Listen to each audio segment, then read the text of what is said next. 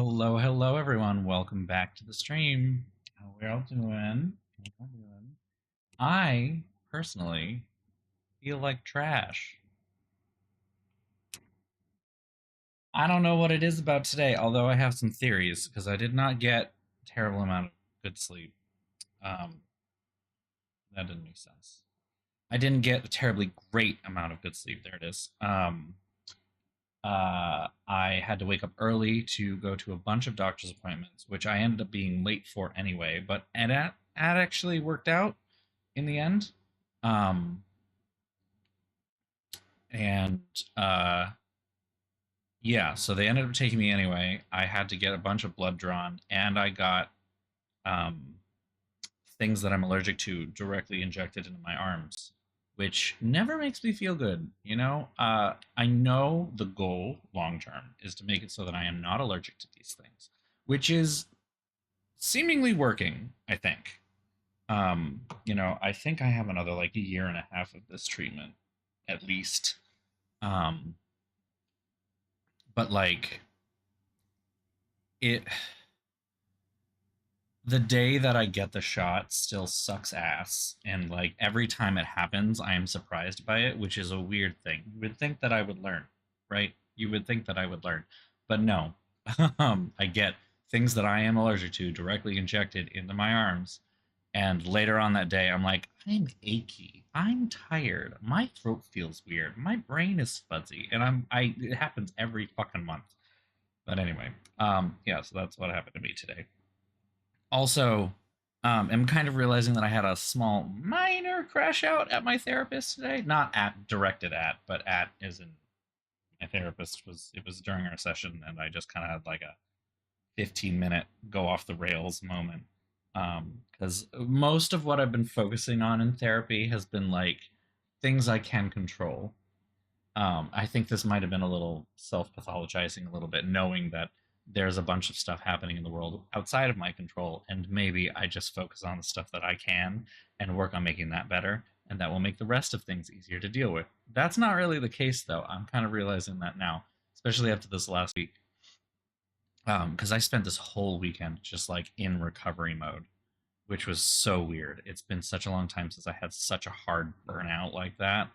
Because I was like sleeping late, going to bed early, doing absolutely fuck all besides playing video games, and even that wasn't like bringing me that much relaxation.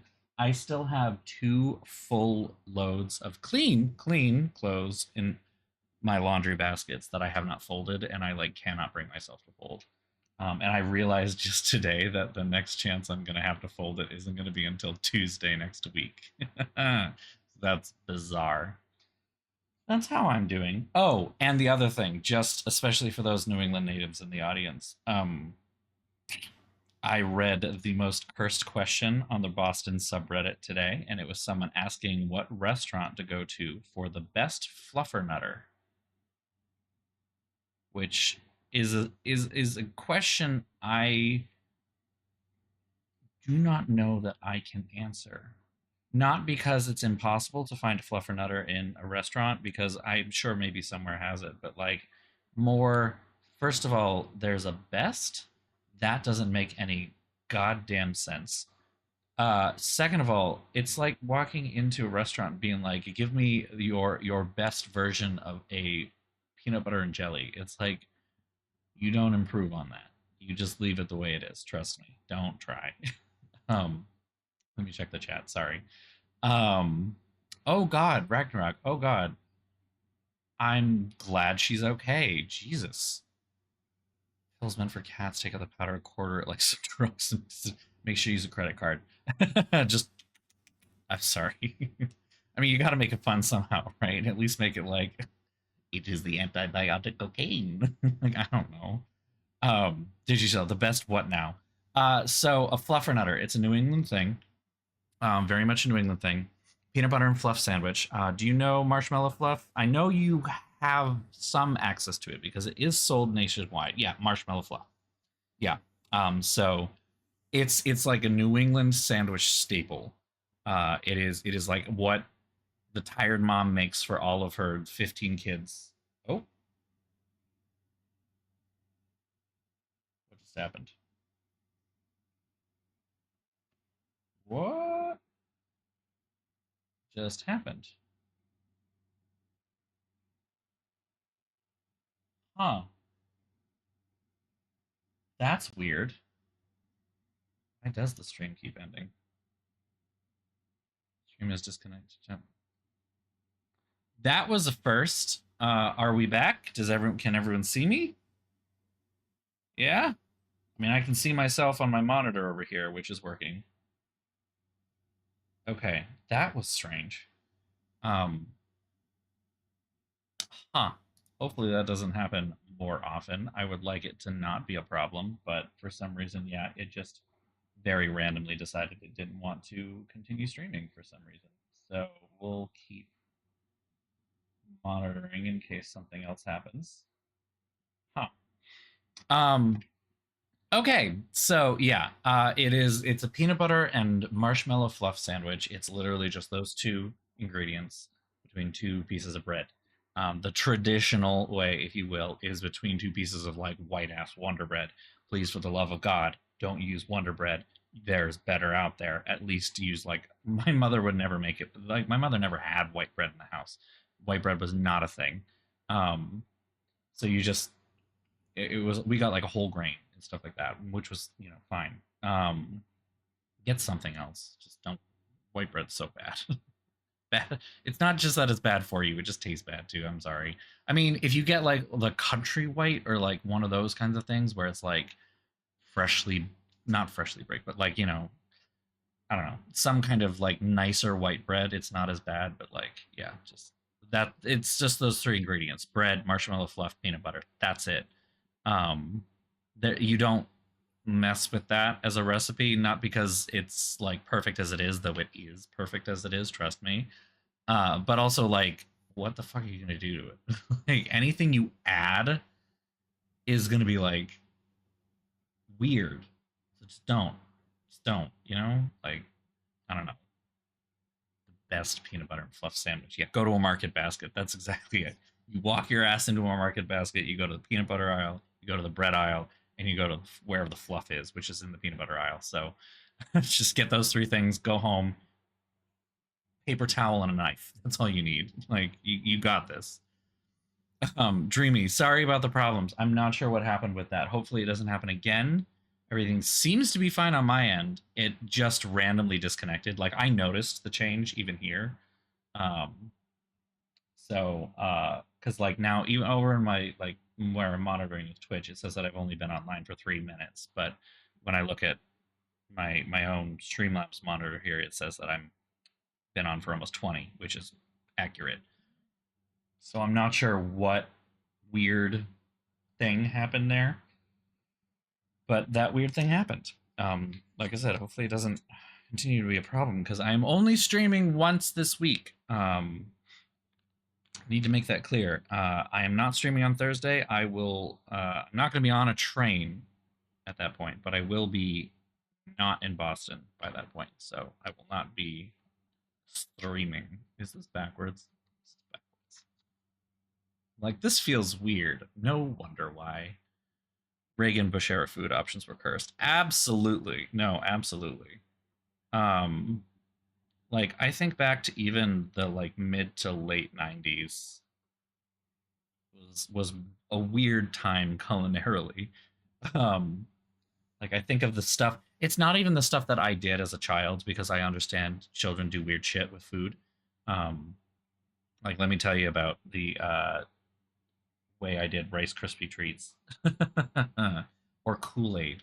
I called it Kool Aid because I thought I was being smart because I figured Kool Aid is basically just some kind of flavored powder that goes in water. So that's basically it, right?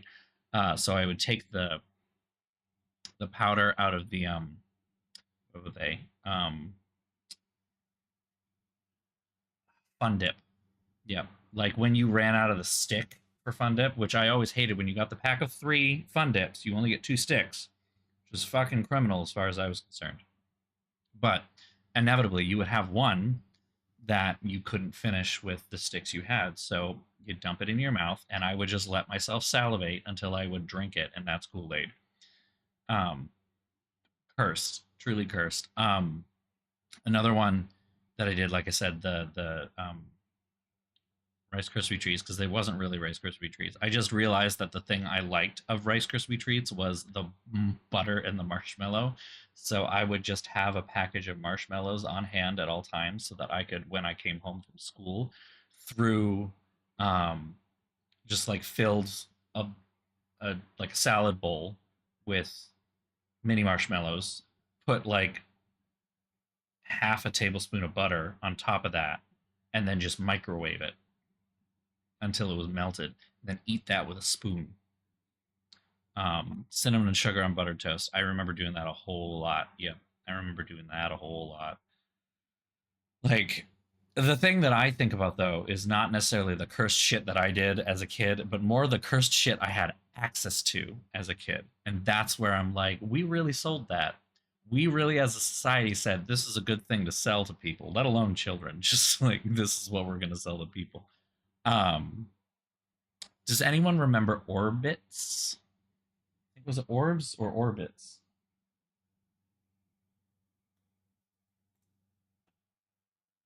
No, Orbits is flights. So no, maybe it was Orbs. No, it was Orbits. I was right. Orbits, the drink. Anyone remember that? I remember I got obsessed with these after I found them at the Museum of Science in Boston. Um, Non-carbonated fruit flavored beverage produced by the Clearly Food and Beverage Company of Canada. Sold in 5 flavors, made with small floating edible fruit flavored jelly beads. A texturally enhanced alternative beverage. But some consumers compared it to a potable lava lamp, which is literally, it looked like a lava lamp. Oh my god. The product's domain name was bought by the internet-based travel agency Orbitz. Um, Introduced in 1996, most markets in 1997, then quickly disappeared. And this was something that people like sold. It was discontinued in 98. Um, oh god. The 5 flavors: black currant berry, vanilla orange, pineapple banana cherry coconut. That is a single flavor. Blueberry melon strawberry, and raspberry citrus. Um, oh my god. It's honestly like a shitty version of a bubble tea that think think a shitty version of bubble tea that instead of tea uses like flavored water. That's kind of what it tasted like. Um like cuz flavored water especially is just like a truly. Oh no, no, no, no. It wasn't pineapple and banana coconut. It was pineapple, banana, coconut, cherry. All four in one flavor, which is too much. They really did, I think, want like Hawaiian punch, especially with the cherry. Um, man. But your point does stand. It's true. It's true. It's just I cannot get over how wild that was, and that was a flashpoint in my life that I can never quite get out of my head. I'm like, that was so peak mid '90s. No, you didn't miss anything. We're talking about food still. um, it was just like peak mid '90s in the worst possible way. So when all these kids are talking about like bringing back bringing back the '90s and the thousands, I'm like, you don't get to bring it back unless you bring all of it back, honey. Like, you don't get to just have the fashion and call it a day. We're gonna have the bad fashion too, the terrible clothing options that were available, because it wasn't just bad fashion, it was bad texture, bad like construction. You get all of it, sweetheart. Like, you get to feel what it feels like to sit on an inflatable chair for 45 minutes and feel how much sweat you will go through those booty shorts on. Like, you don't get to have some of it, all of it or nothing. Oh, I can imagine. I even remember. I'm trying to remember exactly when it was. It was sometime in the early thousands. I had to be taken to the husky section. Husky. And I remember that being a thing. First of all, like we had a, or maybe we still do. I don't know if this is still a thing. Um, like there was a husky boys section because they really wanted to avoid calling it plus size or something like that, and they thought husky was a kinder way of saying larger without making people feel bad. Um, and I cannot wrap my head around how I was ever considered that because I was a twig. I cannot explain to you enough how fucking skinny I was back then. And this is not something that I'm actually necessarily proud of. It's just something my body did. So I'm not like holding it up as I need to get back to that because that's that didn't go fucking happen ever. Not only have I come to peace with my body, but I am very happy with my body. Thank you very much because they didn't want a tall section. Yeah, that's probably it. Um, like I was the kid that we had to special order pants for because my waist was so fucking skinny compared to my inseam that I literally could not find pants for. I think there was a point that Land's End started selling unhemmed pants, and that's what we went with because it's the only way that I could get my waist size with the inseam I needed. Um, I do not have that problem now. If anything, the problem I have now is a lot of the sizes they carry in stores do not fit me. And I often have to order online, especially if it's anything that's marketed towards women, because, well, I have these now, so I have to wear. Society demands that I must cover them at most times. So when I go swimming, I need to wear a bikini top, and I cannot go into a store and just buy one. I can't. It's just there's nowhere to go. Not any good ones, at least I can say. Capri length is full pants, full length pants. Oh my god. Tiny professional because of Lane Bryant. Oh my god. Man, man, these kids, they have no idea how good they have it. Like, girl, getting online was like a 10-minute long process, and it took 30 minutes to load a JPEG. Ugh.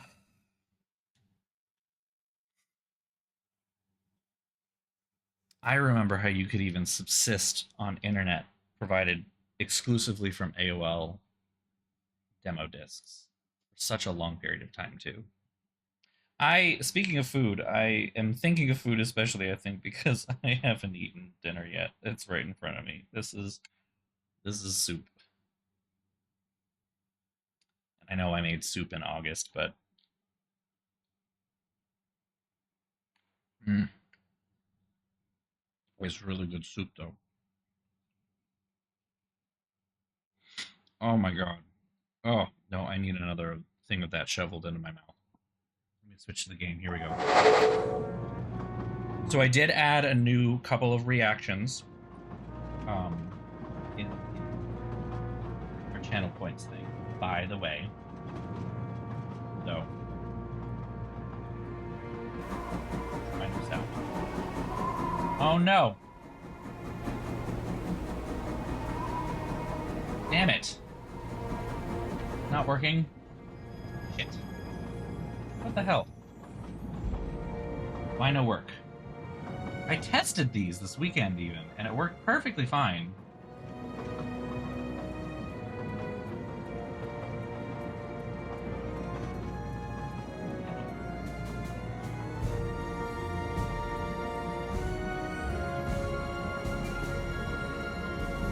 Are any of these working? Huh.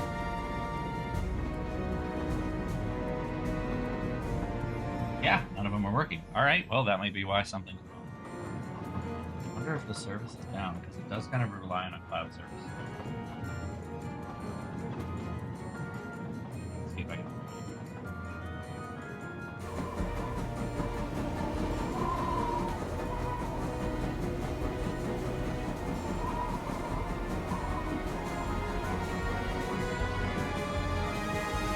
They're all enabled. They're up here. I mean, I turned off Amber because I was trying to see if I could get that in here, but huh.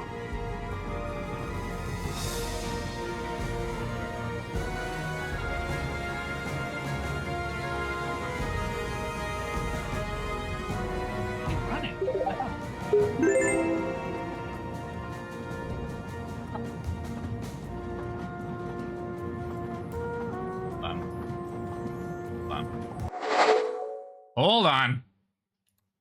I'll tap back into Streamlabs and ask you what the fuck are you doing here?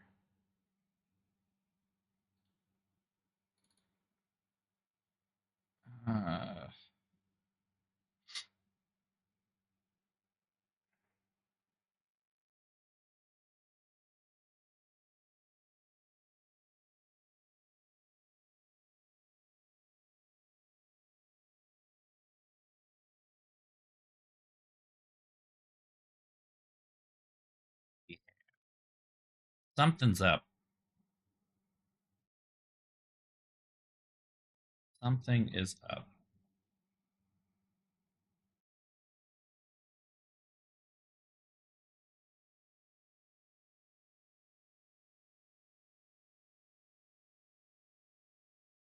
I'm gonna turn it back on.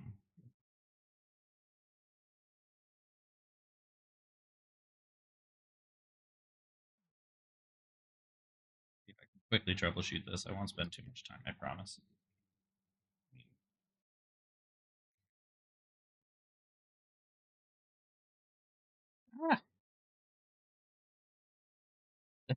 I wish I could easily turn it on and off again. But I'm not sure how to do that is the problem. I don't know where the on button is. That's where it all boils down to.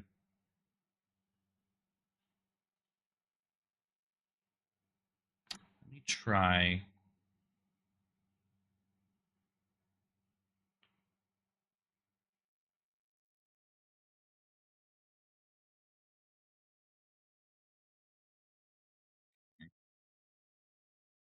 Oop, wrong button.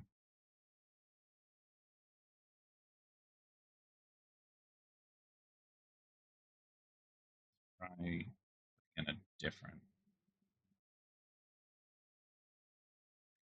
See if that changes something.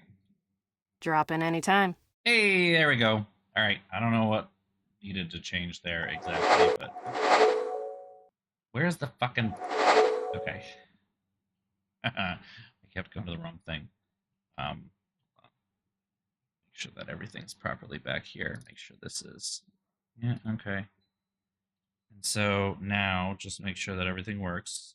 If you will forgive me for being personal, I do not like your face, Mr. Ratchet. There we go. Okay, we're back. It's fine. Not sure what that was. That was kind of, I guess, the ultimate turn it off and on again, because it's basically like I'm right completely unplugged it. That happens to me a lot.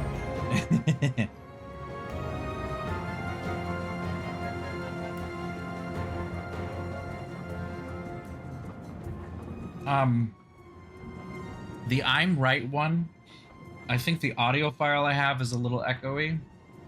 So that one maybe, but unless the other one is also doing that.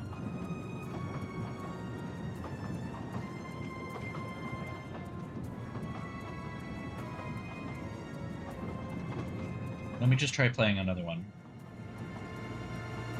Wales rule! I'm not getting an echo from that, but is that echoing for you as well? If that is the case, then something else may be wrong. Ah, okay. That's not supposed to happen. Why? Why do you do this? Monitor and output. Is it? I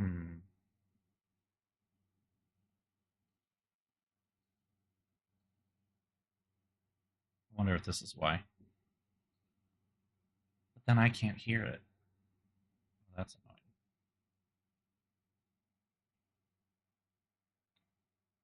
annoying. Huh.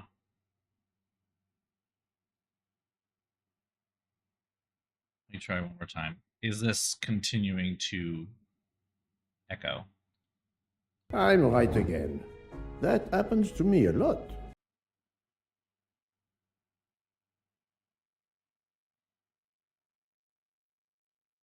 Drop in anytime. Okay, I think I know what's wrong. Unfortunately means that I'm never going to hear it. Ah, that sucks. So I actually won't even tell if you're doing them, which sucks. All I did was turn off monitoring. What I think it's happening is because I have the game audio set to desktop audio. So basically anything that goes through my desktop's speakers, in this case the headphones, you will also hear. But I also had it set to output. So I had it set to output to the stream, which is what you're hearing first, and then I had it set to output essentially to the desktop, which you also hear because the game needs to be heard. The reason I have the game set to desktop is more because when I play older games, it's not as straightforward as newer ones where Streamlabs can better grab things. Dumb. It's dumb, it's dumb, it's dumb. I mean, that's the thing. Some of the point is for it's all about interactivity. I just wish there were a way that I could figure that. Huh.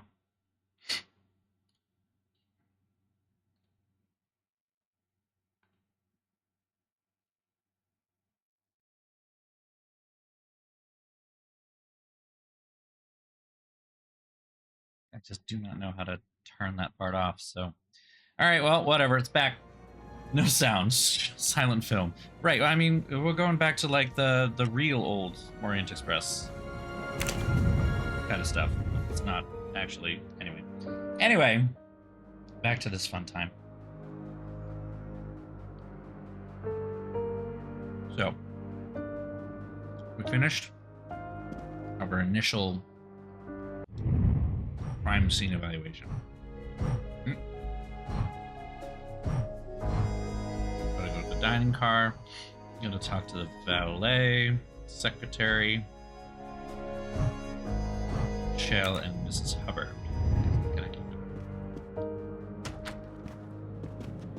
So, Poirot, did you find anything out? It's a bit early for the handcuffs, my friend. Even for Hercule Poirot. Do not worry, mon ami. I believe our culprit has no plans to strike again. Monsieur Ratchet was the target. Of that I am convinced. Tell me, Book, how did you spend last night? This is a joke, I hope. Don't you trust your old friend? My friend, calm yourself. I must hear your story in order to corroborate other accounts. Ah, naturally. Let me see. People never understand that when you're asking for an I alibi. went to my compartment after dinner. Dr. Constantine was already there. We talked about his career. He's a Cambridge man, you know. After university, he returned to his country and has done much good there. He was so interested in the Orient Express. I told him all the anecdotes I know. I'm not certain when we fell asleep, but it was very late. Here is what I have found out. Monsieur Ratchet was stabbed many times. I also found threatening letters in his safe. He had a loaded gun under his pillow, so he was on guard, ready to defend himself. However, there was an empty glass with white residue at the bottom. I suspect a barbiturate. Perhaps he was forced to take it. In any case, I am certain he was unconscious, unable to defend himself. I also found several other items at the crime scene, possibly related to the murder. They must be investigated. By all means, Poirot. As fast as you can. I also found liquid for an electronic cigarette, but I could not find a vape. This might belong to the murderer. This I criminal did not remember is that. an amateur. Yeah, they put an R, like barbiturate. I need That a threw me list off. of the passengers with their compartment numbers. Pierre Michel will have it. I must interview the rest of the passengers and the staff. I'll be in the bar car if you need me. We are hours late. Soon I hope help will arrive.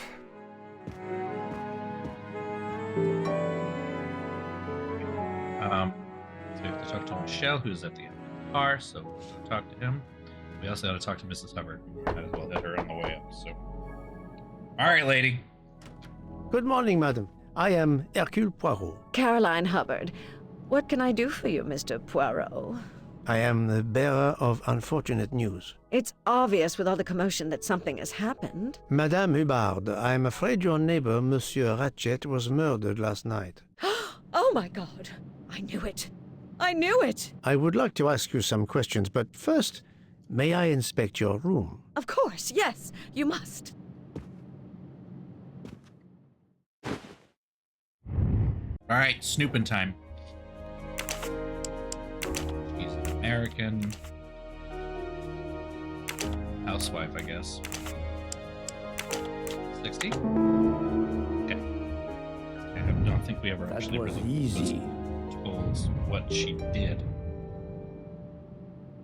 Yeah, it is a little odd to have him be like, I need a vape. It's like, no, what are you saying? Stop that.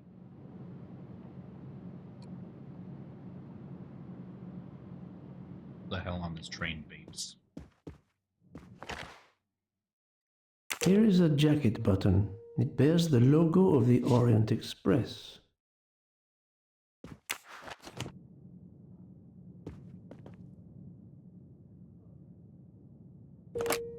This door connects to Monsieur Ratchet's compartment. It was latched on this side. The luxury of the Orient Express is present in every detail.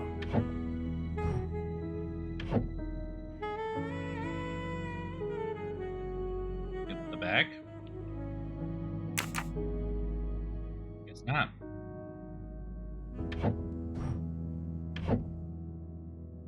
Because I can't do anything here. Oh, okay. Gonna just take that, thank you. Come to Poirot, my exquisitely sculpted friend. Madame, please tell me about last night. The murderer was right here in my compartment. I woke up. All in the dark it was. I was just so scared I couldn't scream. I pressed the call button. I pressed and pressed. I heard footsteps running in the corridor, then a knock on my door. Come in, I screamed. And I switched on the lights at the same time. And would you believe it? There wasn't a soul there. You think he went back into the other compartment? How do I know where he went? I had my eyes shut tight. The conductor came in. I told the man what had happened, and he didn't seem to believe me. I asked him to search the room, but he found nothing. I told the conductor to look at the door between the compartments, and sure enough, it wasn't bolted. Well, I soon saw to that. I told him to bolt it, then and there. How is it you didn't bolt the door between the two compartments? But I had. Well, as a matter of fact, I asked that Swedish lady, Olsen, Greta, if it was bolted, and she said it was. How was it you could not see for yourself? I was already in bed, and my toiletry bag was hanging on the hook of the door. I couldn't see the latch from where I was. What time was it when you asked her to do this for you? Oh, it must have been around 10:30 or 10:45 p.m. She'd come along to see if I had an aspirin. But instead of opening my door, she opened Mr. Ratchet's door by mistake. He said something quite rude, like, "Not a chance, lady, you're too old." It shocked her. She came in. I told her where to find the aspirin, and she got it out of my toiletry bag. Poor girl, she didn't have a good night. The same could be said for Monsieur Ratchet. It appears Mademoiselle Olsen may be the last person to see Ratchet alive. Also, she's just very specific about every piece of knowledge that she has, which is immediately red flags.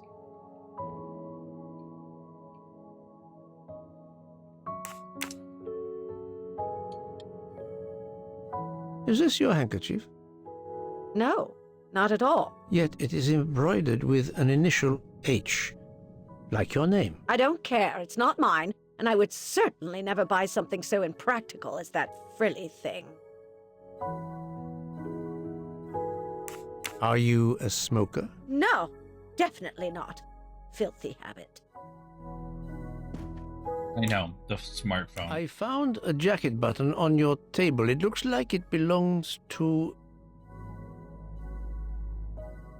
a train employee. The button bears the logo of the Orient Express. Well, of course, the conductor came in last night, but he didn't go near that table. Still, It's a safe bet that it belongs to the conductor. I'll check his jacket later, to be sure. I have not finished inspecting your room. If you don't mind, Haven't. Look at. Oh. let's see if Mrs. Hubbard was telling the truth about the latch of the connecting door.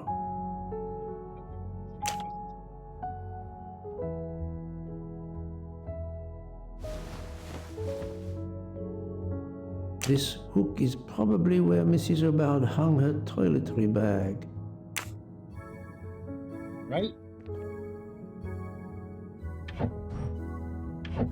That's why I got it, so that I can take said toiletry bag and hang it.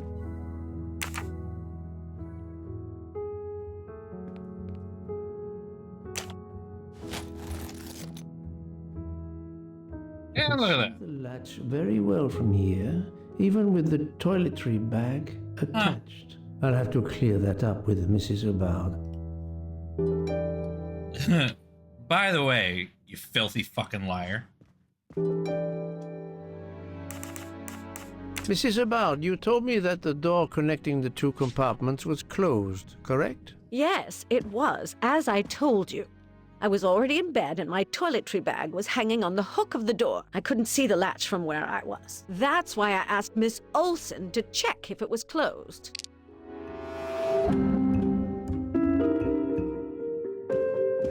Bad, that's fine. Toiletry bag hanging on the door.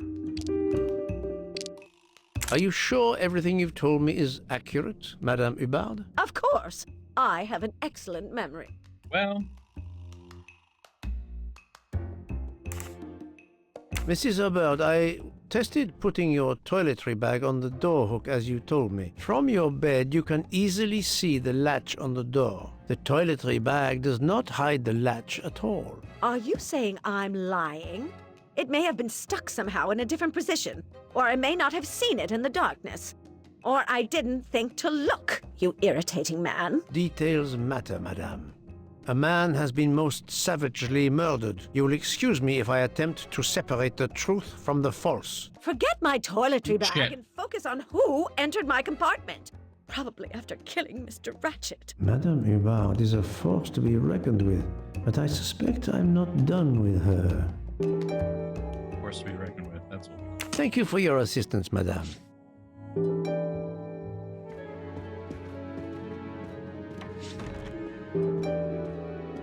All right, Michelle. Monsieur Talk to us. Michel, I must ask you a few questions if you don't mind. I will do everything I can to help. First of all, tell me about yourself. Very well. My name, as you know, is Pierre Michel. I am from Calais. I've been with the company for over 15 years. Thank you. Ranch. Calais, I guess? Controller? I don't know what a controller is. I must admit I'm not right. Apparently this controller time. is the right thing. I believe the original term for this is porter, though, isn't it? Or attendant. One of those two. That's the right answer. Can you provide me with a listing of the passengers and their rooms, please? Yes, certainly.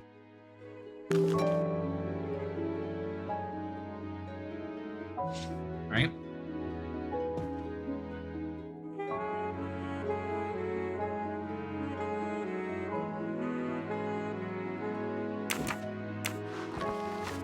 Are you a smoker?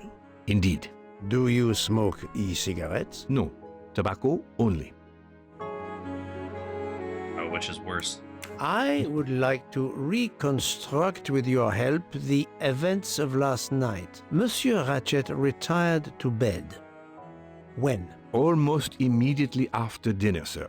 Actually, before we left Belgrade. Did anybody go into his compartment after that? His valet, monsieur. Monsieur Masterman, and then his secretary, the young American gentleman. Monsieur McQueen. And that is the last time you saw or heard of him? No, monsieur. You forget that Monsieur Ratchet rang his bell around 12:40 a.m., soon after we had stopped. I knocked at the door, but he called out in French, Ce n'est rien, je me suis trompé. I then left to answer another bell that had just rung. Where were you at 1:15 a.m.? I was sitting on my little seat at the end of the car, facing up the corridor. Are you sure? I left a little after 1 a.m. to speak about the snow with my colleague Jean in the bar car. I came back later, there was a call. I remember speaking to you. Indeed, I remember. Carry on. It was the American lady, Madame Hubbard. She thought she saw a man in her compartment. Then around 1:50 a.m., I made the bed for Monsieur Ratchet's secretary, Monsieur McQueen. He had spent the evening talking with the English Captain Arbuthnot. At 2 a.m., I returned to my place and stayed there until dawn. Sorry, I bit into a peppercorn. It's just like, whoa. To answer you, Dreamy, cigarettes. He smoked an occasional cigarette. Yes. Not necessarily ouch. It was just like a woo. Wasn't expecting that, you know. It was like a little crunchy thing, and I'm like expecting it. I don't know. I don't actually have anything that should be crunchy in this soup. Should have thought of that a hot minute before I bit into it, and then I bit into it, and it was just like explosion on your tongue, right? What is the last station where we stopped? Winkowski. Could someone have come on board? Possibly. I was very busy. Owing to the weather, we were a few minutes late. We left at 12:10 a.m. I found a button from an Orient Express staff jacket. Did you lose one by any chance? No, monsieur. As you can see, I have all my buttons. It is not mine. Meanwhile, I have lost all of my buttons. So, now that I've done some of these, okay. Shit, I forgot what I said.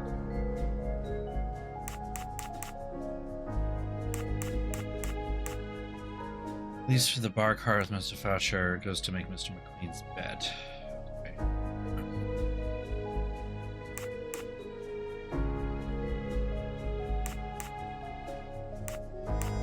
They said it's supposed to morning. Last thing.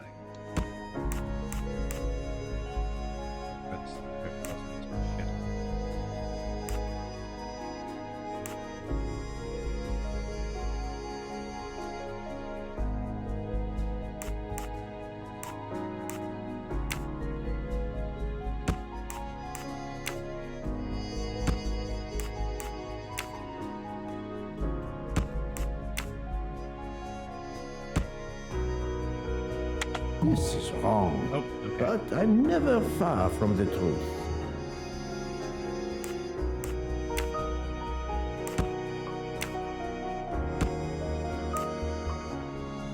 Think, Poirot. That is not a good answer. What am I getting wrong here?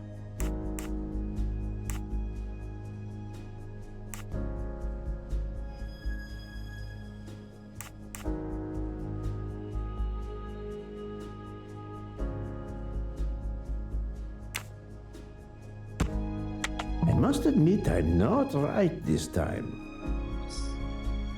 You know what? They do have a system. It's time. On the station platform at midnight. Okay, that helps.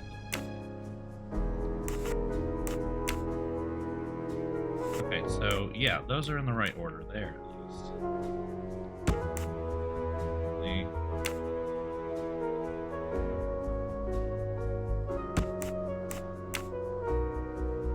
What Ratchet was before that, wasn't he? Yeah, there it is. All right, we got there. That's we the got there. right answer. Basically, better avoided most of it. Let's see.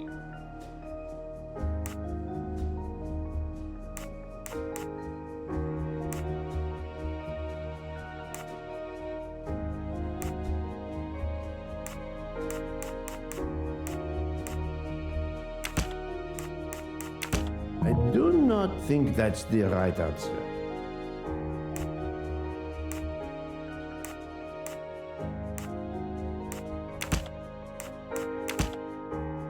Okay. Yep, that makes sense. They will take advantage of his absence. While Monsieur Michel was chatting with Monsieur Fauchet in the bar car between 1 a.m. and 2 a.m., the murderer could have escaped Ratchet's room without being seen. Et voilà. Voila.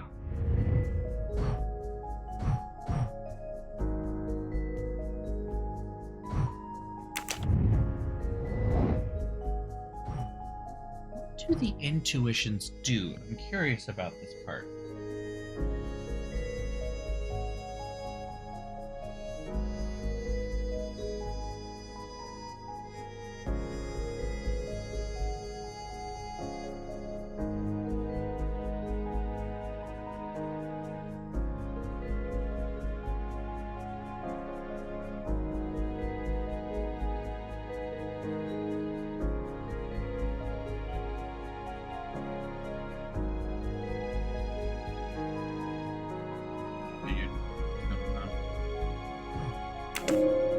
Very well, I choose to go this way. Do anything.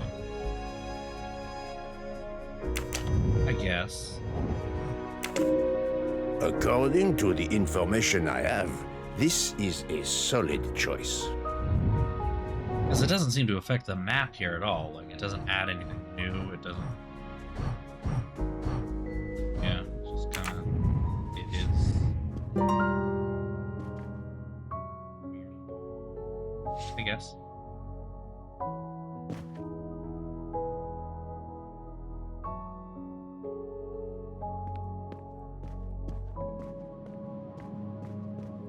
And I guess, yep, possible ban evader too. Boop.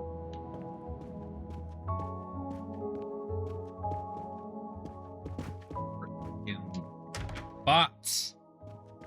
Oh, that's the lounge. No, I don't want to go there.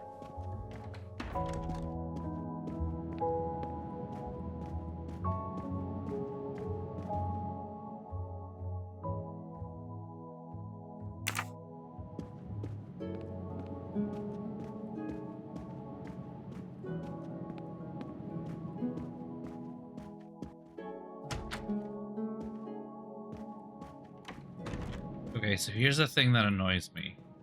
The car that we were just in, the first class car, you walk in and there's a big number 1 in the front, but all the rooms are 200s. Then you walk into the second class car here, it's a big 2, but all the rooms start with 100s. That's not confusing at all. What the hell?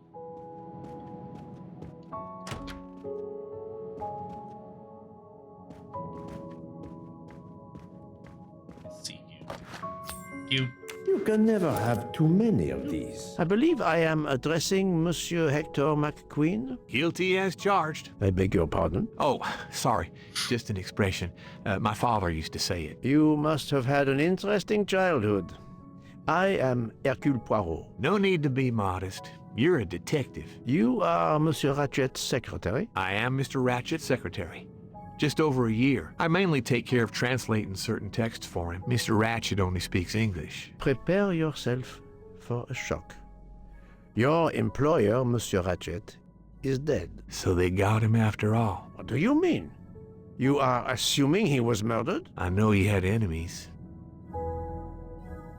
What can you tell me about Monsieur Ratchet? He Tell me about was this man. American. He was an antiques dealer.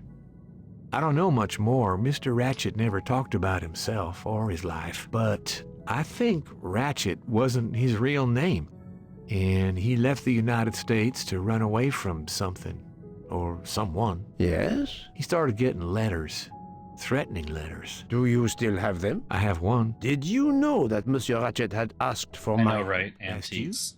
No, I didn't know. He knew he was in danger. When did you last see him? Last night around 10 o'clock, I should say. Did you like your employer, Monsieur McQueen? No, I did not. He was, I'm sure, a cruel and dangerous man. Can you tell me your movements last night? I went back to my compartment. I read a little. In Belgrade, I went out onto the platform to smoke, but it was cold. I quickly went back in. I then went to Mr. Ratchet's compartment to take some dictation for him. I left around 10 o'clock. I saw Captain Arbuthnot. We ended up chatting in my compartment. Then we went out on the platform to quickly stretch our legs at Vinkovsky. He left around 2 o'clock. Thank you. I will need to check Monsieur McQueen's story with Captain Arbuthnot. I found a diary in Monsieur Ratchet's safe. Did you know about it? I kept a business appointment book, but I know he had a personal diary as well. That Do you looks need like to it. show the picture. Are you a smoker? Yes, I smoke cigarettes. I've tried to quit, but no luck. Can you give me this letter, please? Of course, here it is. Time to die. For you.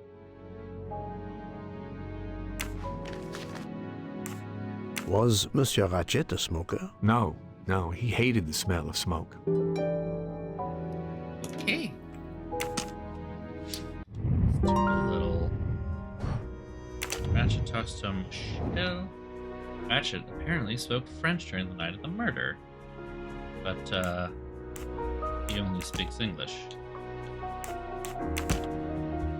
So it wasn't Ratchet.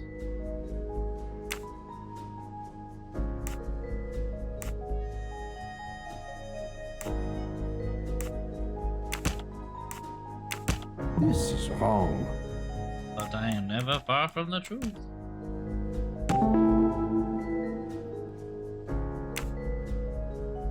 The murderer may have impersonated Ratchet by calling Monsieur Michel to make it seem that Ratchet was still alive at 12:37 a.m. That was easy.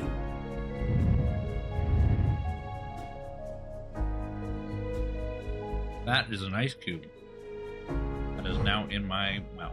I did not anticipate the ice cube.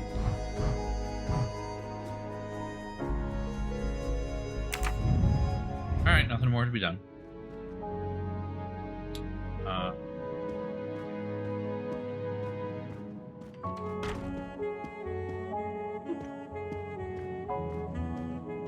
I can open or knock on room 103. Oh yeah. Ah yeah, this guy. Monsieur Edward Masterman, I believe. May I ask you some questions? I can barely talk. I have a terrible toothache. We have a doctor on board the train. Perhaps... I do not need a doctor. I use essential oils. If you can find my flask of clove oil in my box, I would be grateful. Fine, if you insist. I In will... my box. Essential oils. Cool. What is that in the back? By the smell, I think that the jojoba oil spilled on the other Jojoba. bottles, leaving their labels illegible. I must find another way to find which one is Masterman's toothache remedy. I mean, I have jojoba oil, but I use it just in helping stretch my ears for the most part. Just because it's a very, what's the word? Bioidentical is not the word. It's very similar to a lot of the oils that your skin naturally creates. So it absorbs very easily. It doesn't leave any residue behind or anything like that. And so in like ear stretching and anything to do with your stretching piercings or healing piercings, it's really good to help keep things moisturized, or in the case of inserting new and larger jewelry, lubricated. The weighing scale is soaked in jojoba oil. It's unusable. Oh yeah, no, I actually have the amber one turned off. That was on me. Sorry. Let me try and turn it back on. So what I did this weekend, one thing, I said that I did absolutely fuck all this weekend. That's not totally true. I spent quite a few hours trying to figure out an alternative to the service that I already use. Okay, amber should be turned back on. Because I am limited to 20 stickers with this service. I am limited to 20 stickers unless I pay for their Patreon, which isn't a lot of money per month, so I'm considering doing it anyway, because once you do that, you get like 100 or something like that, which I don't think we're going to get close to needing. And the service goes a lot further than I use it either. You can use gifts, you can do little, like, there's a whole bunch of other things you can do besides just pictures that come up and play a sound. But because all of the things that we end up doing are usually references to games we play, I don't have gifts to go along with it. I usually just have, you know, a sticker that I make in Photoshop, and I have to go hunting for some kind of audio file to do it. Anyway, I tried to do that with another tool that runs locally, and you know, I could set up completely on my own machine and it would just run completely off of this. But I got pretty deep into it before I finally realized that like the amount of effort to get this up and running is just drastically, it's just far more than people on the internet were making it seem like the case. The reason being, in Streamlabs and OBS, the program I use to actually stream this and put everything together, make the scene happen, the overlay and all that stuff, we have what are called what's it called? Sources. So like the video of you actually seeing the game is a source. The video coming from my camera is a source. The overlay outside of all of that is a source. All of those things are individual sources that need to be managed within the program. In order to create a sticker even, I would have to create an individual source for each one, which just, I think, clogs up my source list in an awful way. Whereas with Triggerfire, like, it does have some issues here and there, but for the most part, it just kind of works. This old scale I don't know. will I do just the didn't job. see a reason to change it up. You can't read those? To start, I must first arrange the vials from the lightest to the heaviest. You can't read those? Oh, that one's light, so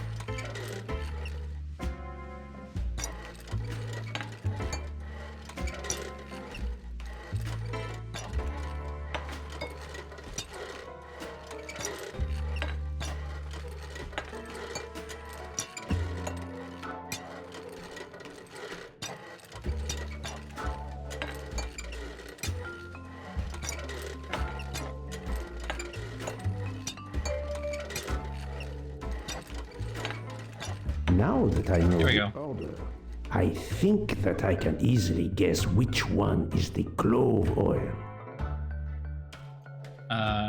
Let's see. Almond, almond and clove, which would be the red, because it's the middle one. Jojoba is 18, so weird. So in order, they are Lang Lang, almond, clove, lavender, lemon.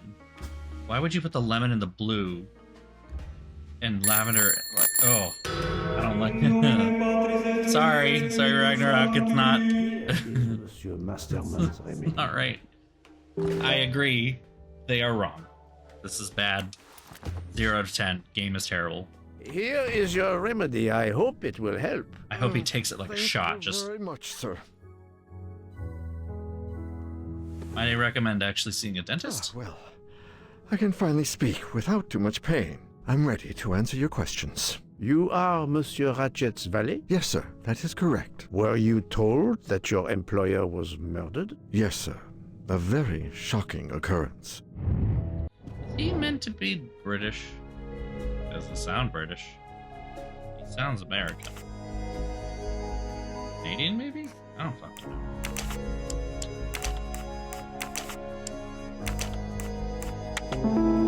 Yeah, he's American. Okay. He's supposed to be British, though. Interesting change. Don't know why. I mean, at least... Because if he was British, it's a really terrible British accent, so at least that's not the case. And at least if he were British, then the teeth would make some sense, but he's American, so... I guess the teeth still make sense if... But he's in Europe, so it shouldn't be that hard to find a dentist that you can afford. Morphine. I know, it wasn't some oils. It wasn't clove oil that managed to soothe this pain that quickly. At what hour did you last see Monsieur Ratchet? It must have been around 9 p.m., sir. That or a little after. I went to bed around 10:30 p.m., same as the person who shares my room, Mr. Foscarelli. He almost immediately began snoring. What did you Weird do that then? I read, sir, and I spent a while soothing my wouldn't be toothache with clove in oil with and the secretary, listening to just the saying. Snoring. Did you hear anything during the night? Yes, my roommate's snoring. Haha, you're funny. Are you a smoker? Yes, sir. I have a cigarette now and then to relax. Tell me about your employer, Monsieur Ratchet. I've been working for him for 9 months. I should not wish to speak ill of the dead, but he was not a gentleman, sir. Did you know that he had enemies? Yes, sir. I heard him discussing some threatening letters, sir, with Mr. McQueen. Did he mention these letters to you? He had been reading a letter when I came in. He asked me if I was the one who put it in his compartment. I told him that I had done no such thing, and he should report it to the police at the next station. How did he respond? He laughed, sir. You're joking. I do not joke, sir. Forgive me, I can see you do not. Was he taking Forgive me, sleeping I can pills? see that you are a humorless Sadly, I bastard. trained, sir. He said he couldn't sleep otherwise. Last night he asked me to give him 2. I did so, along with a glass of water. He dissolved them in the water. Did you see him drink the water? No, sir. I left right after I gave him the pills. Was Monsieur Ratchet a smoker? No. He finds smokers disgusting. Can you tell me again why you gave sleeping pills to Monsieur Ratchet?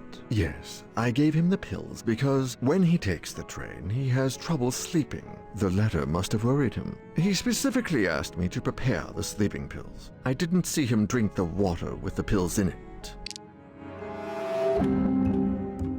Dun, dun.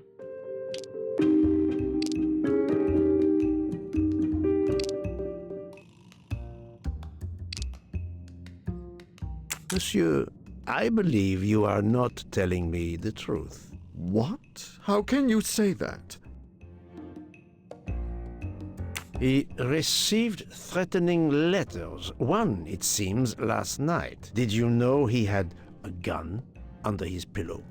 And even asked for my help to watch over him? I find it strange that he asked you for sleeping pills when he was afraid for his life and prepared to defend himself. I'm sure I don't know. Maybe to calm his nerves, maybe out of habit. It makes no sense. Wait, please. Isn't it possible that Mr. Ratchet asked me to prepare the pills, but didn't plan to drink them for some reason? It is possible. But I am a student of character, monsieur, and the Monsieur Ratchet you describe is not the man I met. If you'll excuse me, my toothache is getting worse again. I'm afraid this time Convenient. you must prepare your own clove oil. AKA get fucked. Ugh. Oh man. Alright, hypothesis of the night of the crime. What do we got? Alright, Ratchet takes sleeping pills, murderer enters Ratchet's room, kills him with the gun, hides it under that doesn't make sense. Moving on. Ratchet takes sleeping pills. Murderer enters Ratchet's room, stabs him with a knife, calls Michelle to make believe Ratchet is alive, opens the window, escape train is stuck in the snow, waits for Michelle to have a break to leave the room. Okay. Ratchet takes sleeping pills. Murderer enters Ratchet's room, stabs him with a knife, calls Michelle to pretend she's alive, open the window, please. My little Gray We have said... no evidence to show that they got outside. Try more gum. That's what it kind of feels like. I'm having a toothache. Try more oil. Is McQueen a suspect? Yes. According to the information, Is Masterman a suspect? Also, this yes. appears to be a good lead. Am I metagaming?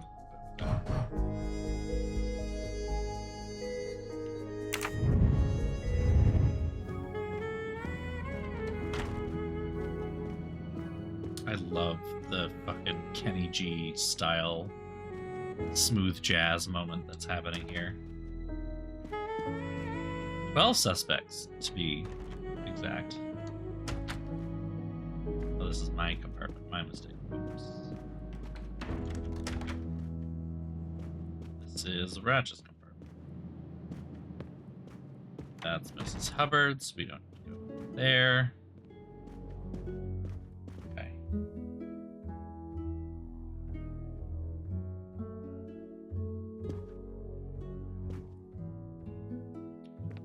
I think we're about ready to finish this chapter by the looks of it. I saw us. I saw Goody Proctor dancing in the fields with the woods with the devil. Nothing? No?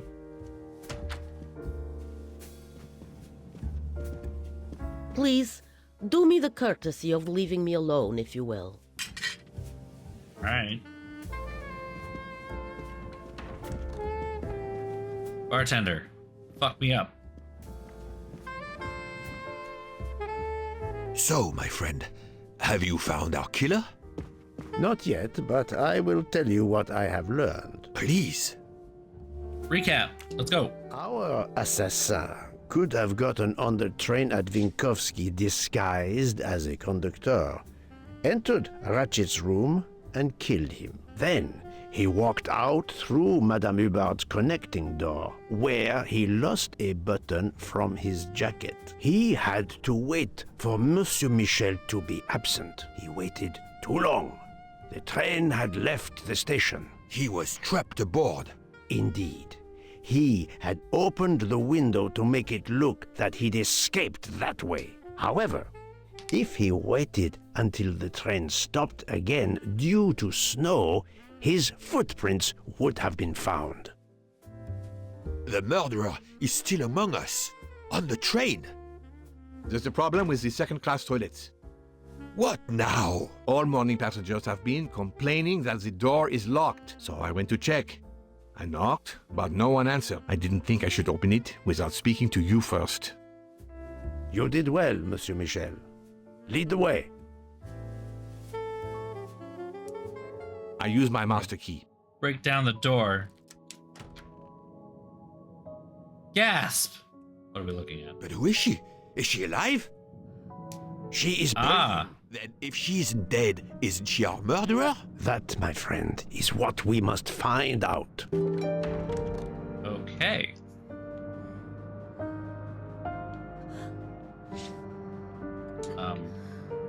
Why can't I not?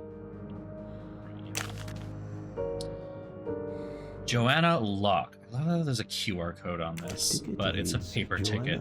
Lock. Traveling in compartment 105. Miss, can you hear me? Let's flush the toilet, it'll wake her up. She's breathing.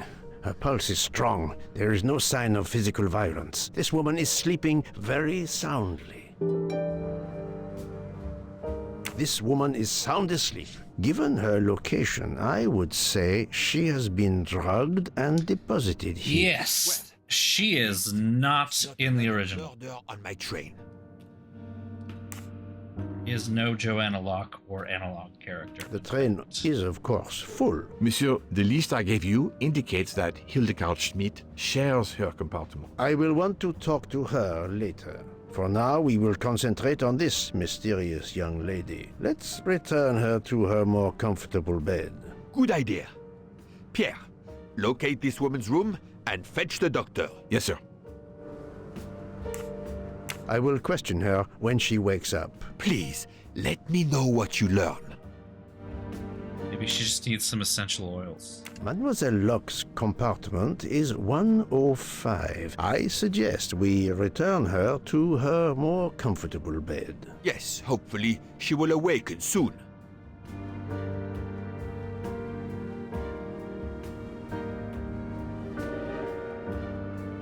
Of course, the 2006 Orient Express game, when they added What's-Her-Face in, was a way to let you make mistakes without making Poirot make mistakes, right? It was one of the ways they did that. They did that rather cleverly, I think more cleverly, in Evil Under the Sun, where you are essentially the framing device, right, had Poirot being dungeon master and Hastings playing Poirot in a TTRPG, and that's what you're playing. Oh, you haven't played it. Sorry, not to spoil that part. But yeah, it takes place during the Blitz, and Hastings and Poirot are in Poirot's apartment, and to pass the time, Poirot's like, I'm going to present you with a puzzle, and it like fades out, and you get to control Poirot directly, but it's Hastings deciding what you do. So you're actually playing Hastings playing Poirot, not just playing Poirot. Again, another way to let you make mistakes without letting Poirot make mistakes. And it's the same reason why they added the original character in 2006. They put Poirot in bed because he sprained an ankle walking upstairs or something stupid. And they were like, oh, we need, I need you to be my eyes, ears, and legs, something. It's like, use the little Poirot in your brain. Stuff like that. Anyway. What are we looking at? What are we looking for? Ah! A cup of tea with white residue at the bottom. Drugs! There's something else.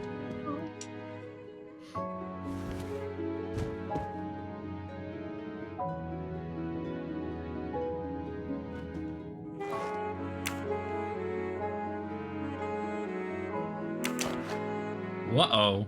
A briefcase and a wagon-ly conductor's jacket. And the button is missing. Right, that's the other reason. That's the reason they had an original character now, because they just needed someone who wasn't going to be targeted directly or wasn't evil, wasn't a murderer in their own right. Right, they took a super minor character and decided to make him more of a major one, I guess. Huh. Okay, we're gonna need some more info here. Does the Moby Dick thing have anything to do with it?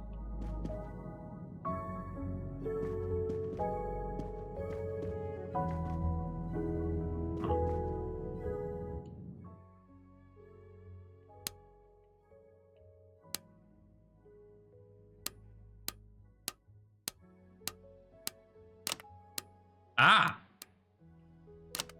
That's what this is.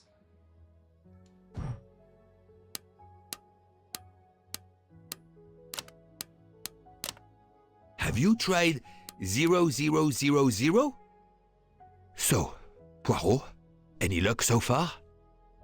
We really need to find the combination. Shut up! If you need a break, I can ask Jean to make you some coffee. No, that's mine. I never remember my passwords, so I make them easy ones. But of course you know what you're doing. It is booby-trapped, is it? Have you tried 1, 2, 3, 4? Poirot, I'm disappointed in you. I was certain you would have it by now. Poirot, What if I the hate it so briefcase much. is booby-trapped? Have you tried 1, 2, 3, 4? And I tell him to shut the absolute fuck up. Silent like a mouse, please. I'm sorry. You're right. I'll be quiet now. You need to concentrate. I will not utter another word. Not one. Book, there will be another murder on the Orient Express in a moment. Okay, I think I found the next sticker. Let me write that down. Let me write that down. Hold on. There will be another murder on the Orient Express in a moment.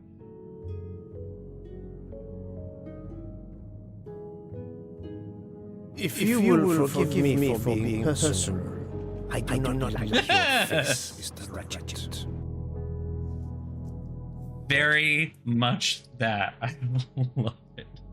There will be another murder on the Orient Express in a moment.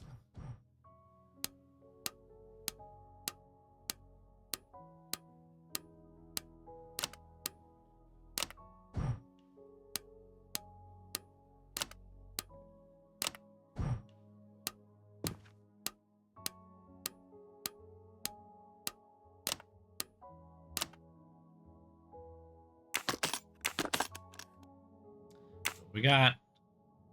Oh, look at that! It's a gun.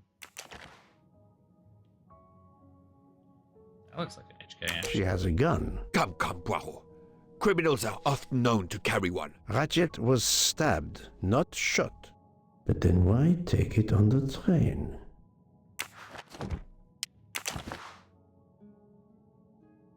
Berkshire, Mass. Is that an actual place? Fucking Massachusetts, baby! The Berkshires is a thing, and Berkshire County is a thing, but there's no such place as Berkshire. Like, yeah, there's no such thing as Berkshire. I don't know what that is.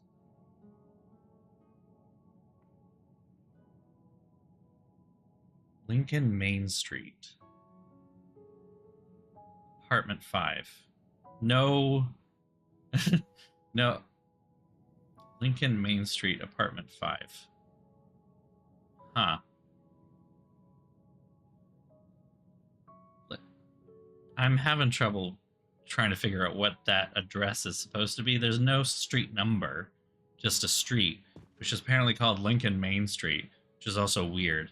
And apartment 5 in what building? In Berkshire, which is not a real place, Massachusetts. 01201. What is that? Hold on, maybe I can find 01201. What is that zip code? Pittsfield. Okay, so at least it's in the right county. Pittsfield is the largest city, quote unquote, in Berkshire County. So I guess some of it's right. I do find it funny that the license number is actually the correct format, at least. Starting with an S and is otherwise, what is that? 8 numbers? Yeah. That's weird. Born 1991.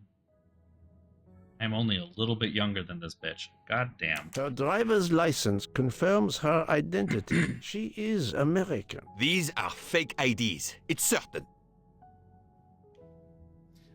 No, this is not. Oh my god, massrmv.com. Oh my god. I mean, that's not the actual thing, but like, they even call it like it. The Massachusetts RMV is mass.gov/org/Massachusetts Registry of Vehicles. But like, hold on, now I feel like I have to get my fucking ID. Just like compare. It's funny because like Massachusetts is one of only 3 states, I think, to have a registry of motor vehicles. We do not have a department of motor vehicles. We have a registry of motor vehicles.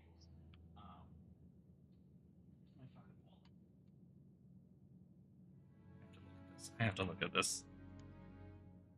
Sorry, Massachusetts mentioned. I can't tell you how excited I am for Massachusetts to show up in a game that doesn't suck. How many times has Massachusetts been the setting to a video game that sucks ass? There's Fallout 4. There's Midnight in Salem. I don't know that we can count The Last of Us because only a little bit of it takes place in Massachusetts. So, to answer your question, Dreamy, this is actually exactly what our driver's license looked like in almost every respect. They nailed this, except for the fact that some of the details don't make any goddamn sense, like not having a street number, but like everything else is like correct. She doesn't have real ID. There's no star in the upper right-hand corner. Yeah, that is Midnight in Salem, and unfortunately it does kind of suck. So I count that as one of the ones that sucks. Yeah, mass.gov/RMV is what it actually is. But again, they got RMV right. This is so funny. The back doesn't look correct. That's wrong, but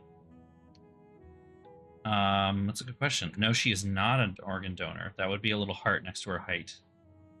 It says donor. She's not an organ donor. Tisk, tisk, tisk.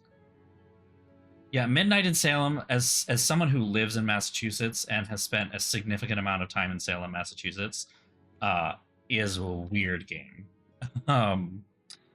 Especially in how it treats Salem in not in the sense of like its own place, but as a part of Boston or its relationship to the city of Boston. Because I can tell you right now that yes, people who live in Salem very much feel they are distinctly from Salem, but no one would consider it particularly far from Boston. You can get on a train and be in Boston in a relatively short amount of time. You can drive there in less than an hour.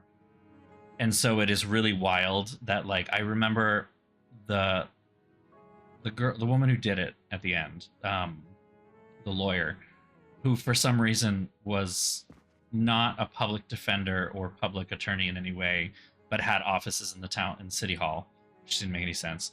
Her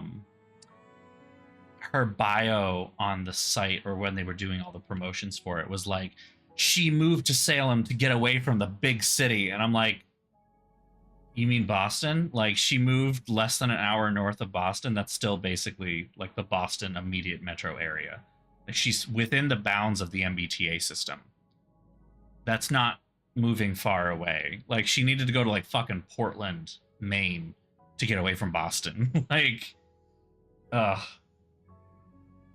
the maps. Oh my God, the maps. The maps were a fucking mess. Because you would go into the city hall and like they had a map of Arlington, which is not even close to Salem. It's like, it's not even the right city. It was so strange. They probably got things deliberately wrong out of abundance of caution. Yeah, it's probably the same as like all of the phone numbers in Nancy Drew are 555, because that's not a real extension. That like anything that starts with 555 cannot be a real number. So like I remember with my favorite Nancy Drew game, Secret of the Scarlet Hand, it takes place in Washington, D.C., and the area code for Washington, D.C. is 202. And they actually start all of the phone numbers with 202, but then they do 202, 555, blah, blah, blah, blah, blah. And therefore, because the 555 is in that place, it's an impossible number. There's no phone number that could possibly be it. I mean, we covered this though, Dreamy. There is kind of, you kind of get Moon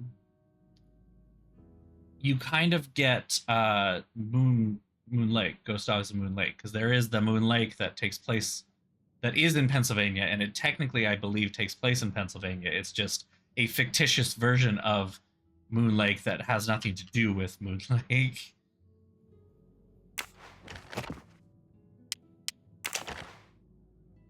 Berkshire, okay. What does that say? This badge says that Joanna Locke is an American Commonwealth of detective Massachusetts. with the Berkshire Police Department in Massachusetts. An American police officer? Oh. Berkshire County Sheriff, maybe. Or the Pittsfield Police, but we don't have county police. That's not a thing. Mademoiselle Locke seems very interested in our victim. Of course. She has studied her target. Possibly. I mean, The stuffed animal is the same as in the photo found at the crime scene. What a coincidence. Mademoiselle Locke appears to have been investigating Monsieur Ratchet. Look, she's waking up. Thanks to you, I would not be surprised if our murder victim were also waking up. What? fucking reads. This man has lines. He has lines. Oh, my head. What's all the yelling about? Who are you? Give me a good reason why you should not be in handcuffs. I can give you a reason, Book. Whose handcuffs will we use? I have none. Do you? Well, You are Joanna Locke, mademoiselle? Yeah, yes. Oh my God. Joanna Locke. I'm a detective. Berkshire, Massachusetts police. I have found your credentials, mademoiselle. And I know who you are, Mr. Poirot. Then, if the introductions are complete, perhaps the explanations may begin. I'll try. It's simple, really. I'm on the trail of a murderer. I feel like we could have delivered these lines with a little less. I had just been promoted to detective after 5 years on patrol. It was my first time on a major case. It had been a month since Daisy Armstrong was That is kidnapped. not The Armstrongs in were desperate for some Massachusetts. sign of hope. I was there only for paperwork, to fill in some blanks. That house is not in Massachusetts. I don't know how to tell you that. You don't have flat roofs in Massachusetts or New England, for that matter, unless you want a cave-in and leaks after every winter. Then go ahead. But yeah, we have too much snow for that. I also find it interesting that they're resetting the Armstrong family into Massachusetts when they were originally set in New York, which makes a lot more sense being close to New York City, given the way the Armstrongs are presented as a family. So I'm not sure what's that about. But, anyway. I am going to take a quick break to get some ice cream. I will be right back.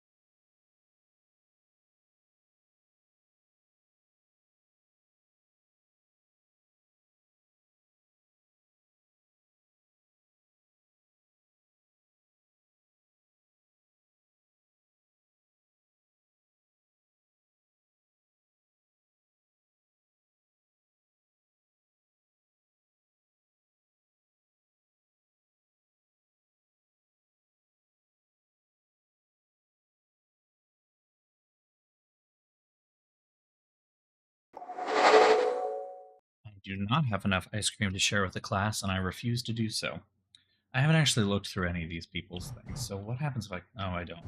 It's just, it tells you everything you already know, and blah, blah, blah, blah, blah, blah, blah, blah. Got it. Okay. Wonder if they are still Countess, or if we are removing that part. I mean, she's still... the end game sound after silence. She's still a princess, so keeping some of the royal titles at least. Oh, noble titles. Sorry.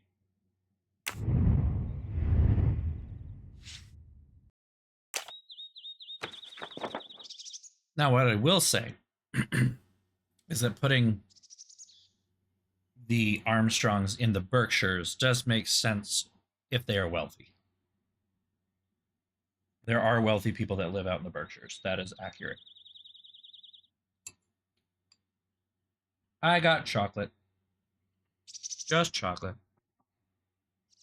Haagen-Dazs chocolate, but it's still just chocolate.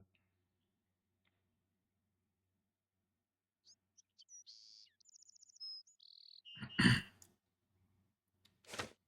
terribly interesting here.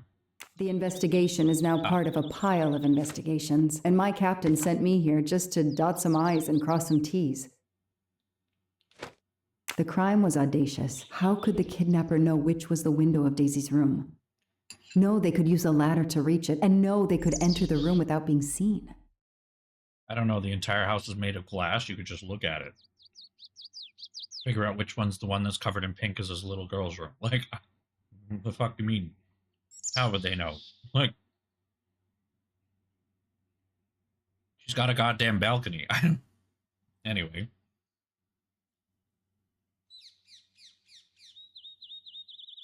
No fucking Twilight House. Oh my god. The misspellings are clearly on purpose, and they didn't return the child when the ransom was paid.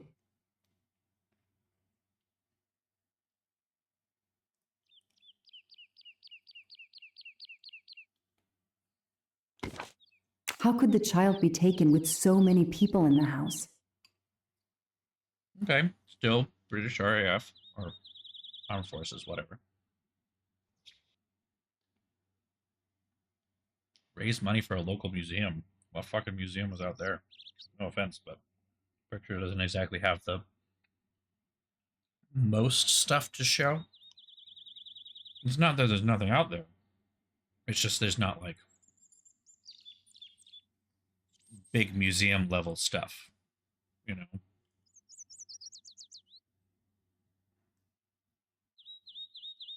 Everyone was drunk.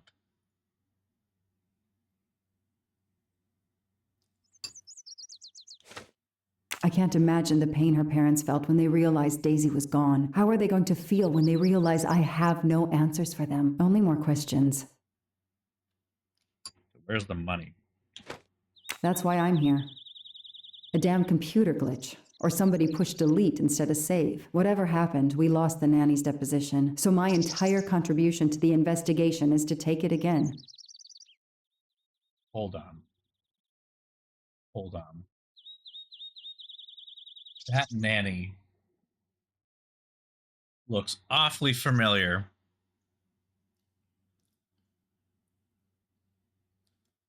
That looks like a bartender we know. Just saying.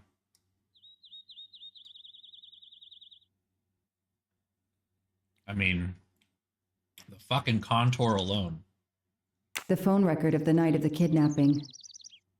The last call was for 911.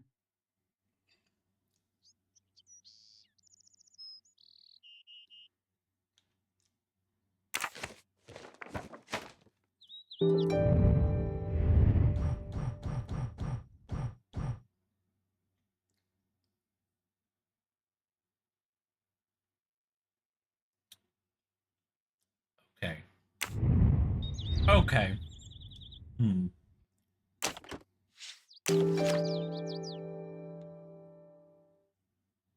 All right, I'm going to roast this. A topographical map. Often more important than a road map in these mountains. Okay, we can call them mountains if you really want. I'm from New Hampshire originally, so nothing in Massachusetts counts as a mountain as far as I'm concerned.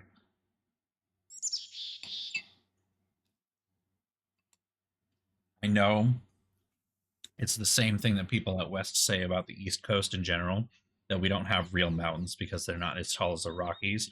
But like, it happens on a smaller scale too.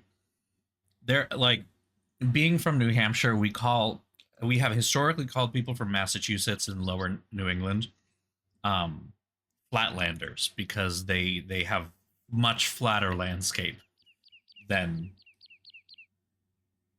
the northern part of New Hampshire or the northern part of New England. Like we have the White Mountains, Vermont has the Green Mountains.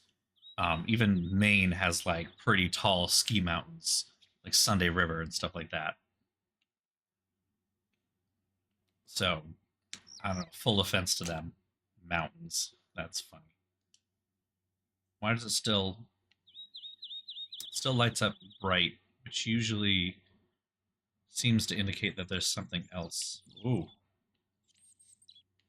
No.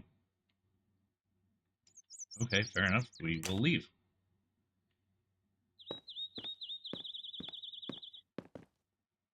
You're gonna make me crawl this whole place.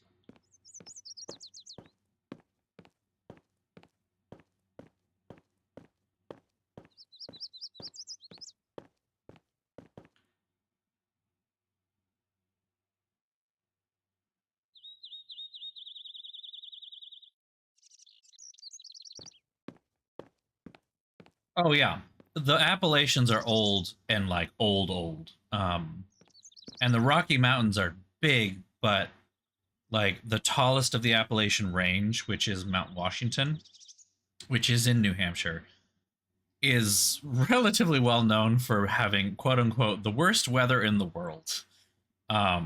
It snows more often than it doesn't there, despite being much further south than most other snow-filled regions.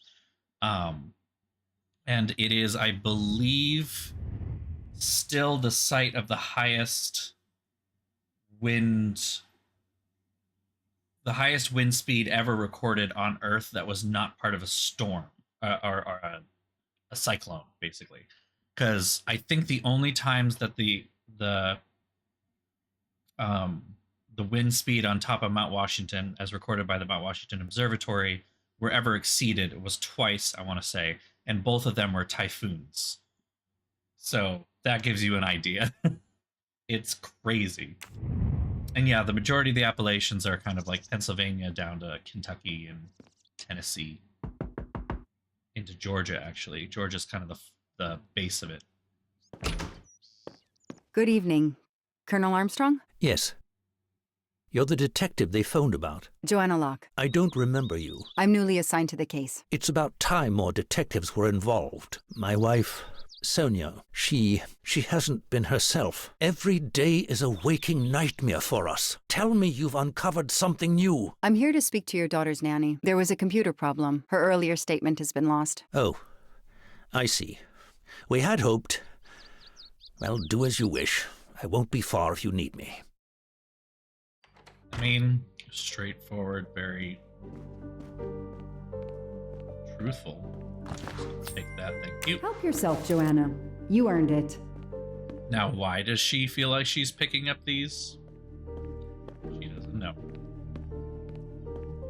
Sympathy and support for the Armstrong family during this difficult time. Thoughtful, but never enough.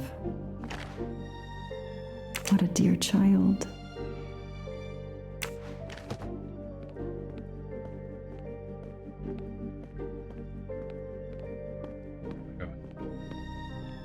Steel framed picture. This isn't Nancy Drew. This is Agatha Christie. We don't steal everything that's nailed down. We just take pictures of it on our cell phones and vape because it's Agatha Christie. They definitely existed back in the year 1930 something.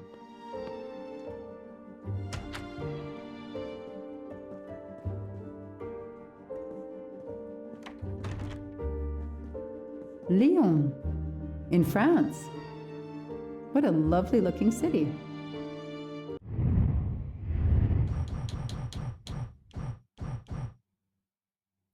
He's Swiss though.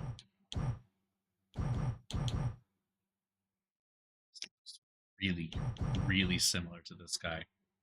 Like, it's just the lips. Something about the lips is just like screaming at me. Now here I am on a real one. Ah, so we are truly just in your head. That is a cat. Hello, are you Suzanne Moreau, Daisy's nanny? Yes? I'm Joanna Locke, a detective working on Daisy's case. Is there any news? I'm afraid not. How can I help you? I'm really sorry. I'm afraid I have to take your statement again concerning the evening of Daisy's disappearance. There was a computer problem. Your statement was accidentally deleted. Of course. I want to help any way I can.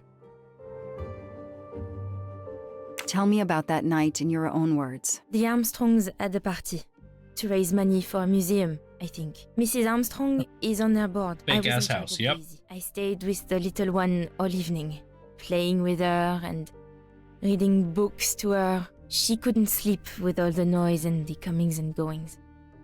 It's a fake ass house in a fake town in Western Mass that leaks every spring because they have a flat roof.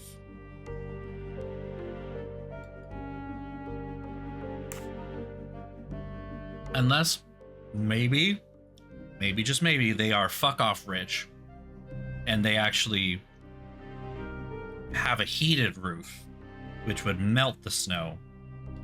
Possible, but given the electricity rates in this region of the world, in the United States, I still highly doubt that even fuck off rich people are heating the roofs of their houses. They buy a whole new roof once a year. When did you notice Daisy was missing? I was only gone 5 minutes to phone my mother. She's in the hospital. When I returned, Daisy wasn't in her bed. I thought she might have gone to look at the party, but then I saw the ransom note on her pillow. I screamed and screamed. I couldn't stop.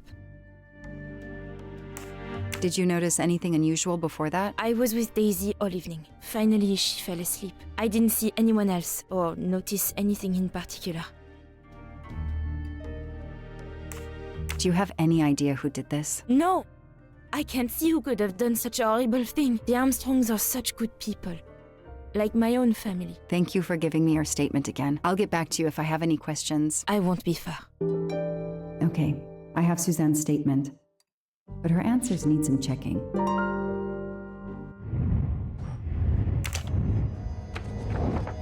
All right.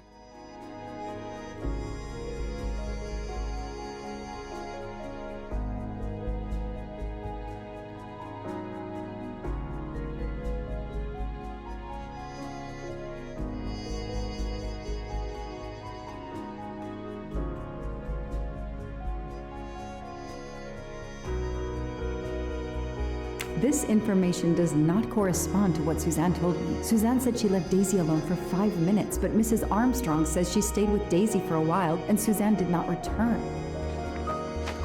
Gasp! No rookie mistake there. You know, hers aren't as fun as Poirot's are. Just saying.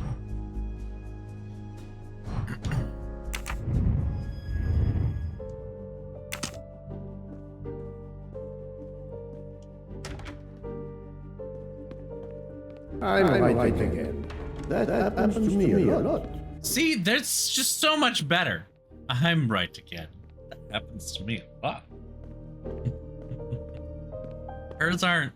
Hers was If you just will not very forgive me for sassy. being Fun. personal, I do not like your Toy face, castle. Mr. Ratchet. When I was a kid, I had a police station and a tiny squad car with a siren that really worked. Okay, so you were a pig from childhood. Got it.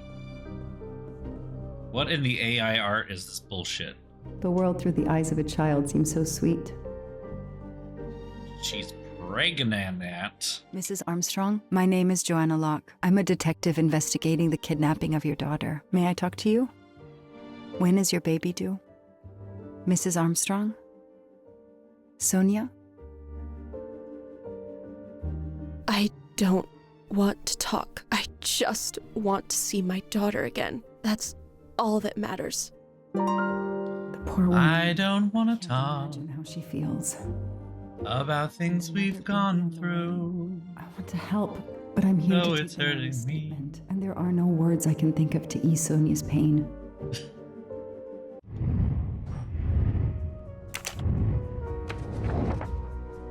Everything looks okay here. That is a great detective job. So, showing a picture of your currently kidnapped daughter is going to make you feel so much better. You don't already have several of the same exact photo downstairs at the altar that you created for her. Mrs. Armstrong? Let me show you this. What is Daisy, what in the... little Daisy. I miss her so much. What's How happening? good it is to see her face.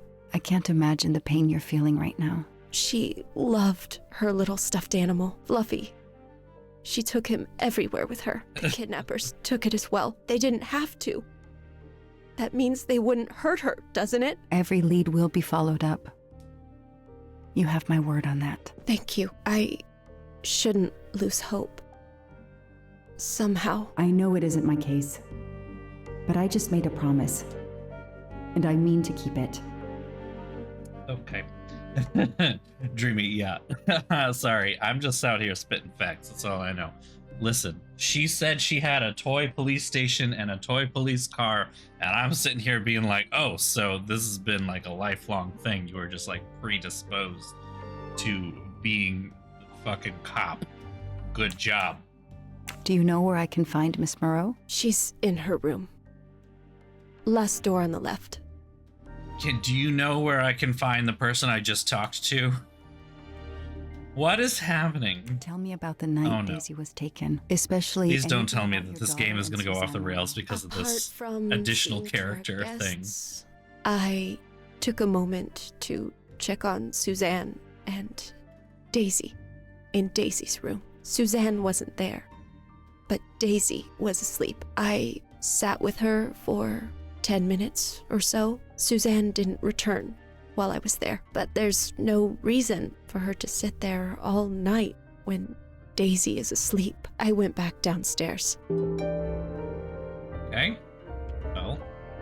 May I come back if I have more questions? Of course. Anything I can do. Okay, the stories Sonia and Suzanne tell don't match. I should recheck my file and track Suzanne's movements. –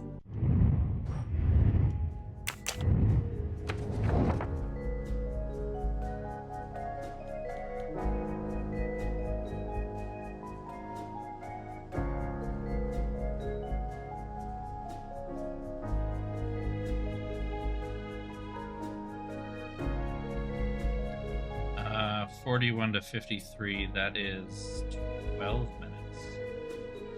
11 to 45 is a really long phone call.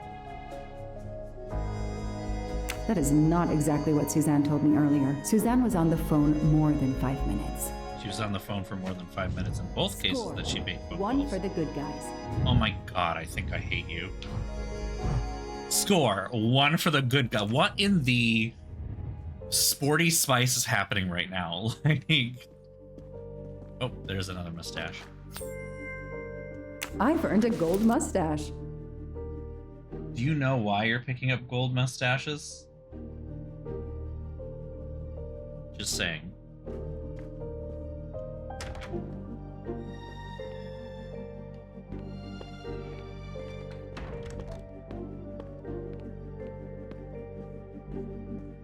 Go talk to what's his face down here.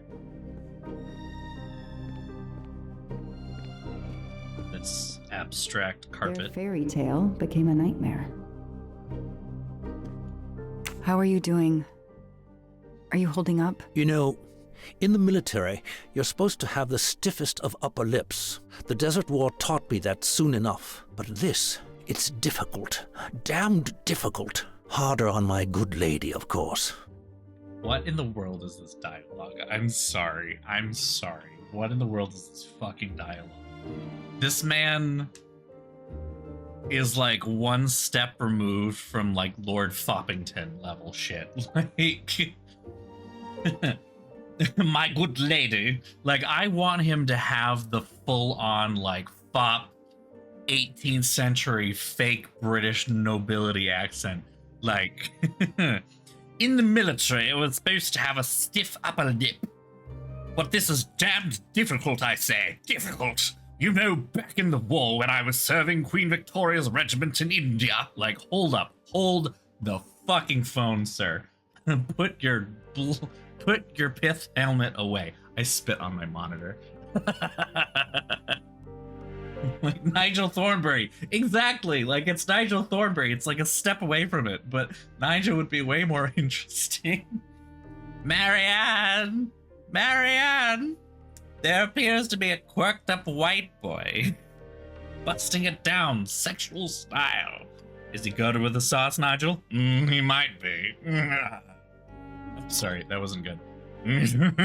No, I can't. I used to be able to do the laugh. Damn it. Ugh. Like close. Close. Not perfect, but close. I'll give myself a pass. Only because I don't want to choke. Do you know where I can find Miss Moreau? Her room is upstairs across the hall from Daisy's. She seldom leaves it. Did you see Miss Moreau during the party? I remember seeing her at some point, but otherwise, no. I was too busy with my guests. Wear the smile, shake the proffered hand. I won't be long. Take whatever time you need.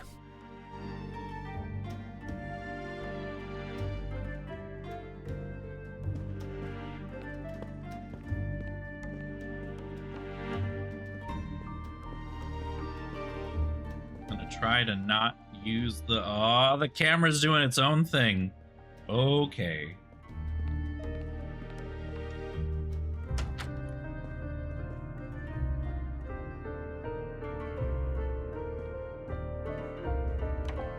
It must needs be remarked.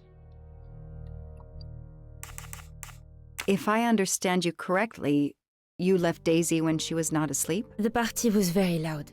Daisy was too wound up to sleep. I read her a Motley Mule detective story to try and put her to sleep. Daisy finally fell asleep. Right before Motley Mule solved his case in the book I was reading her. I had to make a quick phone call. No more than 5 minutes. But when I came back, Daisy was gone.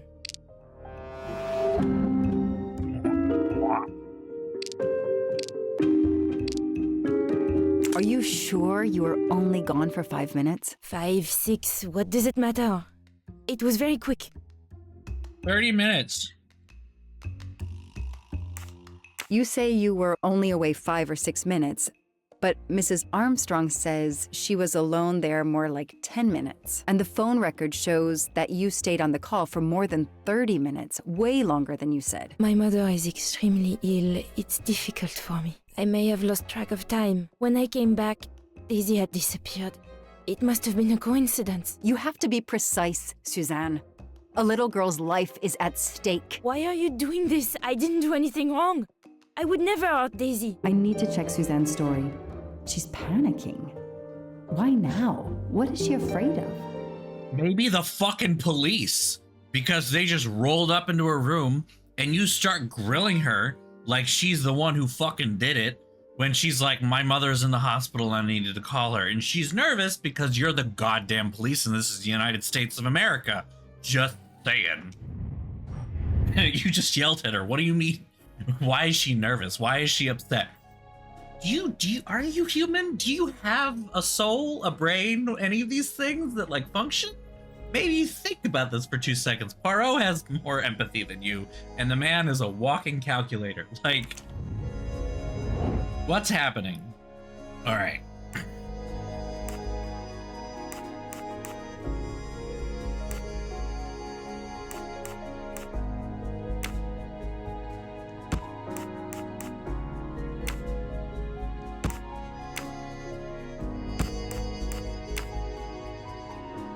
I don't know why this is significant in the paper book.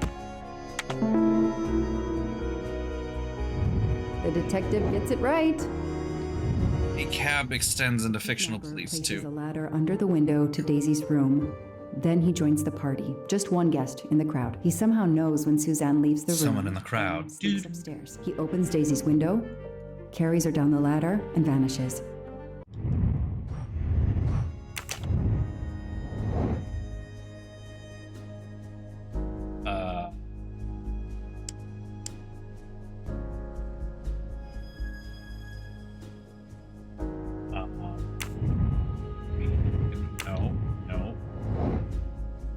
Just expect me to memorize a fucking phone number that I thought didn't matter until this moment.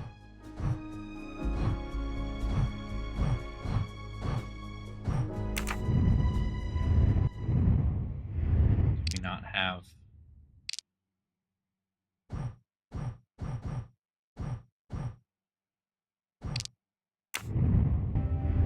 What's it? I should see if the Armstrongs can confirm what Suzanne told me. Huh.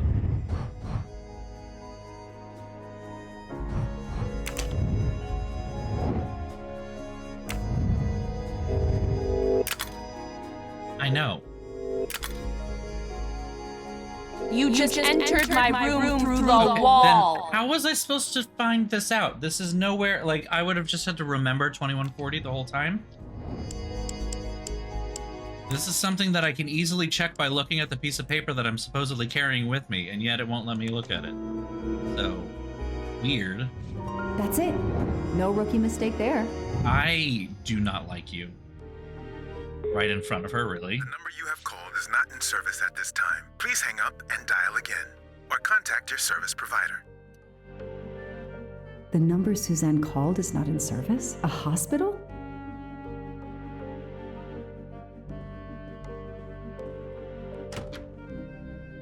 So, knowing what I know about how the original goes down,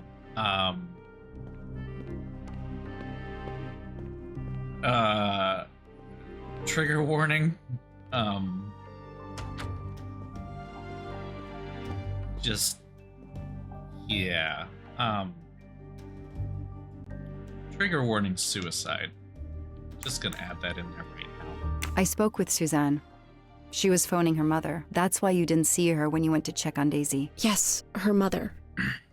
I tried to call the poor woman earlier that week, but the hospital said she's been in a medically induced coma for more than 2 months. Suzanne told me she called her mother, but she would have known her mother was in a coma.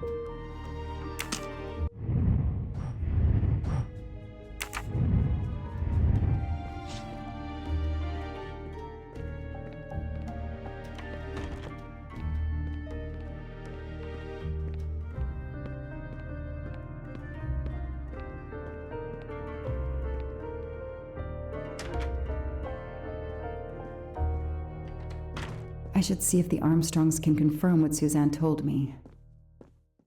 What, you think the father has any fucking clue what's going on? This man seemed clueless.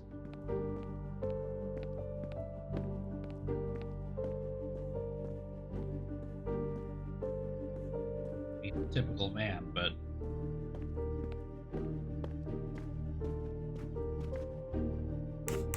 Ms. Moreau told me she called her mother. Well, why not? I believe they are very close, and the poor woman is not well. She needs some experimental treatment that isn't available yet in France. Okay. I won't be long. Take whatever time you need.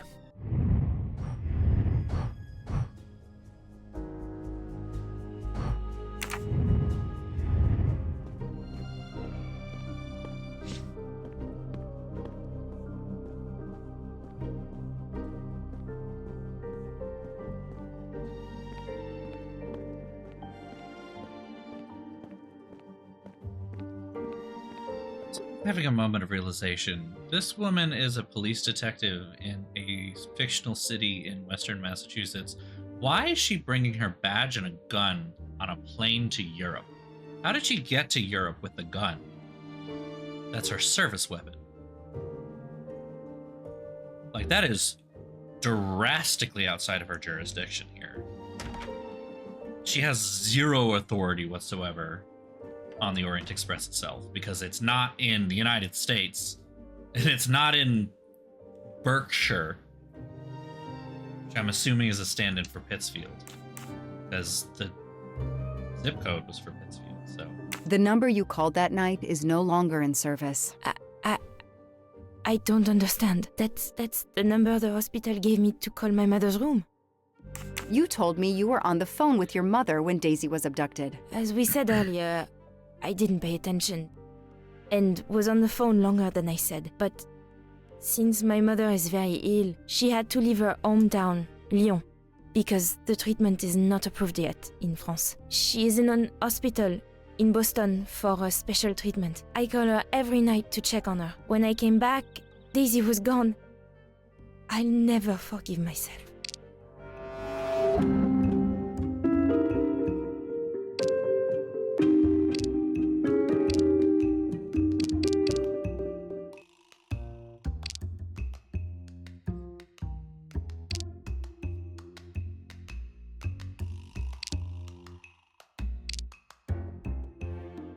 Are you sure you called your mother? Yes.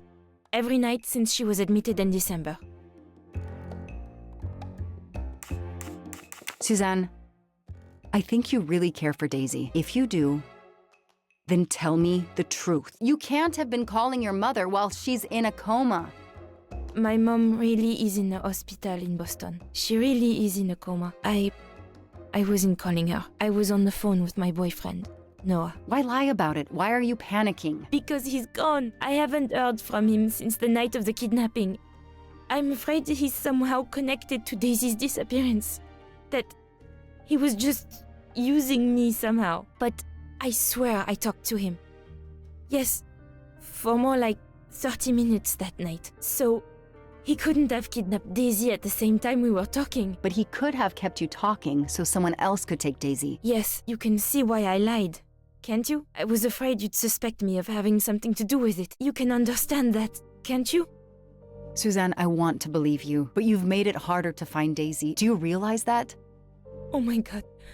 What have I done? What's most important is not what you've done, but what you do now. Go. I'll be back to talk to you. No more lies, Suzanne. For Daisy, no more lies. Noah. The name might lead us to that little girl. I am on this case. Well, Whether my captain wants me to be or not.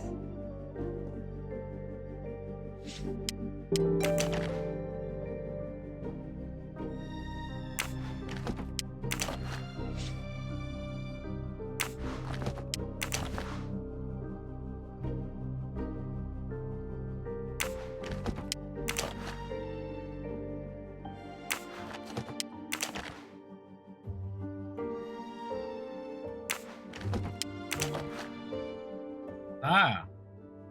A locked diary? Let's see if I can shine some light on its secrets.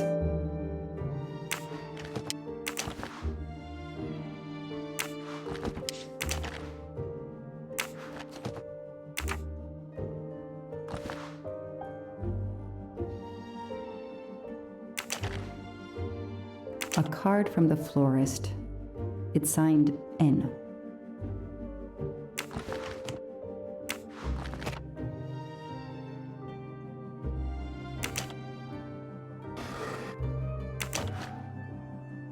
Les Miserables. Huh. Ah. The soap. No. Glasses case? There we go. What's in the glass case? Ah, big surprise. Glasses. Oh, you're so smart.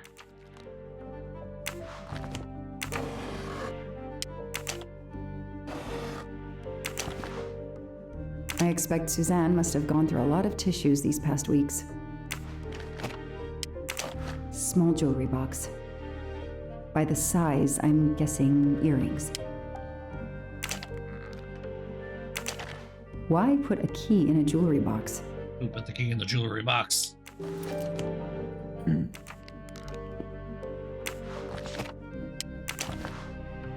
An Eiffel Tower keychain, but no key. France. Here I am in Paris, France.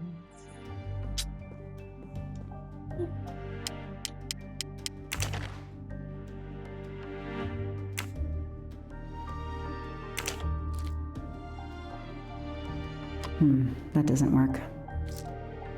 Did I turn? Okay. That doesn't work.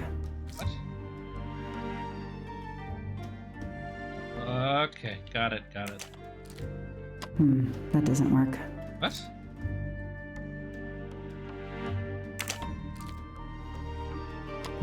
That doesn't work. Huh.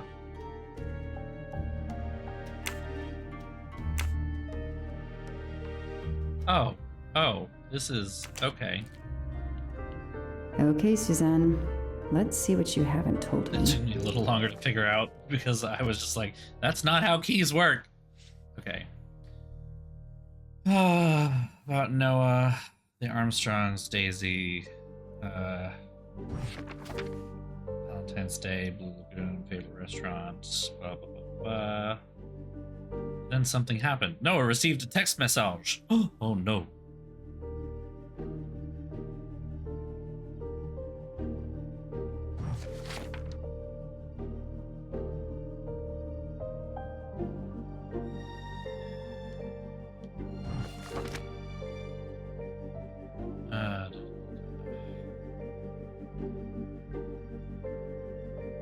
I can see why Suzanne didn't tell me everything about this, Noah. It's clear when he disappeared that she realized something was very wrong.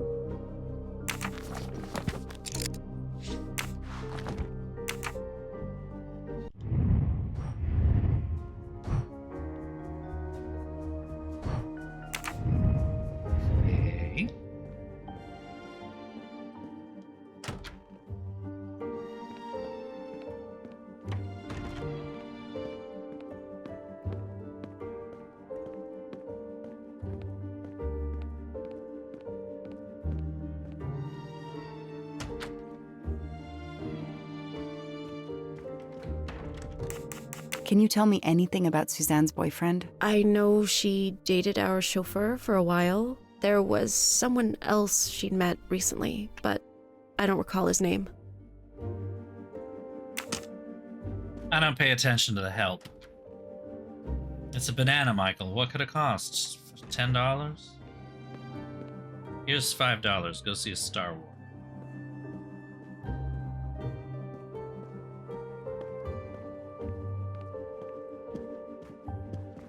I know, it's a little on the nose, right? Like, she should be wearing a striped shirt with a beret and smoking a baguette. Like, that's the true French culture. If every word of hers is not punctuated by then we're not even speaking the same language. Know anything How about Miss provincial. Moreau's boyfriend? Her boyfriend? I know she went out with someone for a while there. More recently, I saw a man in a 4x4 who would pick her up on her nights off. He never got out of his car, just waited for her. She did seem to calls it a spend more 4x4? time than usual on the phone these past few weeks, but she worked hard. We weren't going to begrudge her what free time she had. Since the abduction, she keeps pretty much to herself. Like, a 4x4, at least to me, is not a car. That's like a dirt bike motocross type thing, right? Like I don't even know how to describe it because the only word I know for it is a 4x4. But it's like like you ride it like it's a bike, but it's got 4 wheels, right? Not 2 wheels. And it's like an open air thing. It's not a car. But I think they're talking about like a Jeep. Or like an SUV, which I would not call a 4x4. I would just call it a Jeep. He doesn't want to say Jeep, I guess. I mean, yeah, not Jeep, capital J. That's probably the, don't say Jeep. But like, 4x4 is such a weird... Huh. These tire tracks could well be from Suzanne's boyfriend's 4x4. The Toyota truck from Back to the Future. I mean, that's not a wrong thing to think about. Like, if that's what they're talking about. I just think of motocross stuff, that like dirt motocross stuff. I imagine these flowers must have been beautiful. Who gave them to you? The gardener. They're getting pretty wilted, but I hate to throw them away. Tell me about your boyfriend. Have you been together long? My boyfriend? Why? He doesn't have anything to do with this. Please, Suzanne, the sooner you answer my question, the sooner we'll be done. His name is Noah Garrity. I met him at a Lunar New Year party in Great Barrington. He is In a Vermont? kind Okay. and caring person. That's a place. Although, well, I miss him. He had to go away on business. He should be back. tread marks of a four-wheel drive vehicle were found outside the garden on the night of the kidnapping. Noah drives one, doesn't he? Where is he, Suzanne? If you know anything more about him, you have to tell me. I know what you're thinking, but it's impossible. Hey, lady, you need He was very to nice to me. He never did find a way to anything chill. make me suspicious. We went out to eat, to the movies. Just like a normal couple. He's not the only man in the Berkshires who drives that kind of car. She actually referred to it as the Berkshires too. I'm so confused because this is a French developer, right? So it's not, it's not an English one, not even an American one. It's a French developer who made this. And like, it's just reminding me a little bit of Life is Strange, where like the dialogue was written by the team in France, and then, the actors here in the United States had to essentially like translate it a little bit, but that's where you get like Chloe Price going hella all the time. Like American teenagers actually spoke like that, because they don't. And it's weird the things they get right, but then I don't know. It's just weird that they don't have her in this taking place in Pittsfield. And like, she's from the Pittsfield Police Department. She's from the Berkshire Police Department, which is not a real place, but Boston exists, Great Barrington exists. Those are real places. And then like, I don't know, but then she like the French character, not even the American one who's supposedly from around here. The French character calls the region the Berkshires, which is correct. I'm so confused. I don't know what else to say.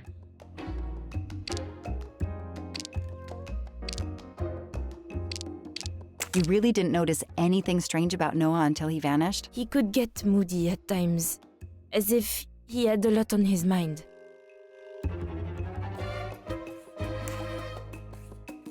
In your diary, you say that Noah took you to a cabin in the mountains on Valentine's Day. You read my diary?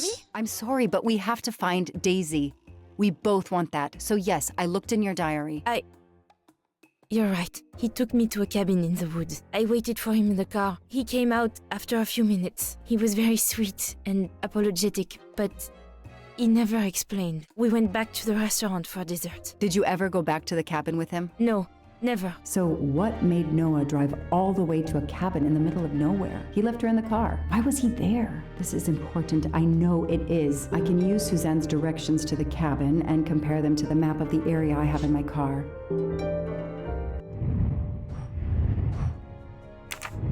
I didn't know we had directions. Saying, I don't think that happened. They do say hella in NorCal. Oh, okay. Well, I guess the question is, when did they start, though? Because Life is Strange came out in 2015. And I was always told that that was just not a thing that people in the Pacific Northwest did, or like teenagers did, in like the mid-2010s. And that like that's something, or it's not even necessarily that that's not what they did, it's more that the frequency to which Chloe Price uses the phrase hella is a little over the top. Huh, okay. Yeah, I was getting wrong information then, I guess. I literally has always been told that. I know it's definitely not a thing in here, but nobody uses wicked correctly when they're trying Thanks to the information emulate. Suzanne gave me, I should be able to find the cabin on this map. No one uses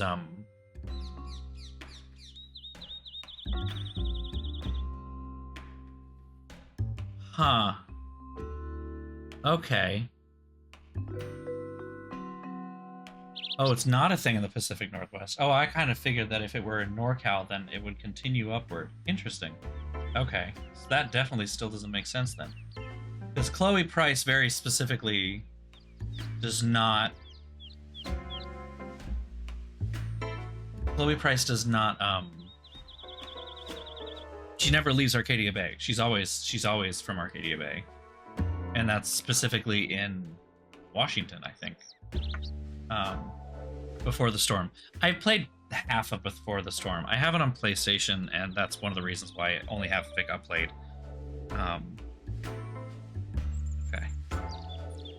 So, I'm going to point out another dumb thing. I don't know if I can actually highlight this, but yeah.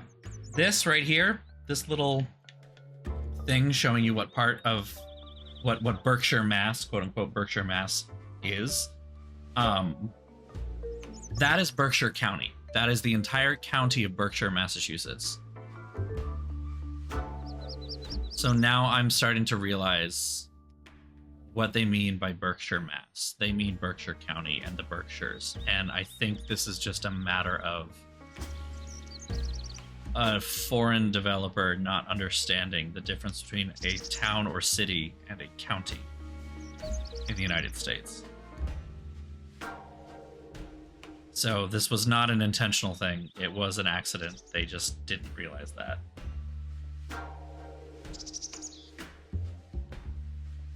They try to explain it because she picked it up from Rachel Amber, but Rachel Amber's from Long Beach, so they just skipped over NorCal altogether and just like missed everything.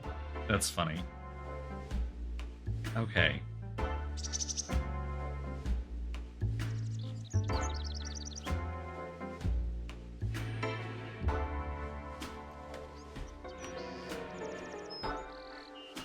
I'm also noticing one other dumb little thing. It's just that this little thing down here that says Land Register and Cadastral Plan 2019.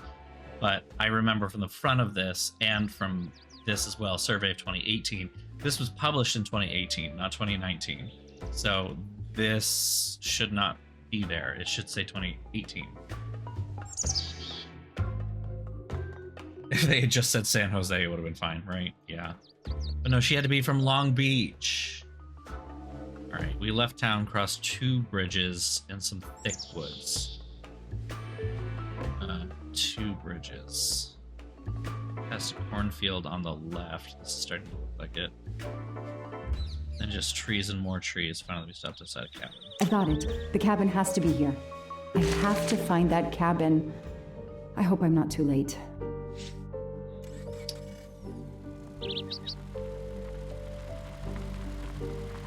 She's got a Massachusetts license plate. That's not what the police ones look like, I don't think, though.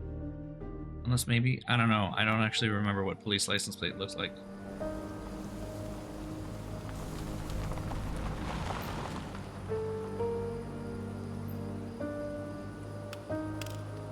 Okay, here is this famous cabin. I know I'm being super, like, nitpicky about all these things. Is that, no, that's not right. That can't be. Hold on.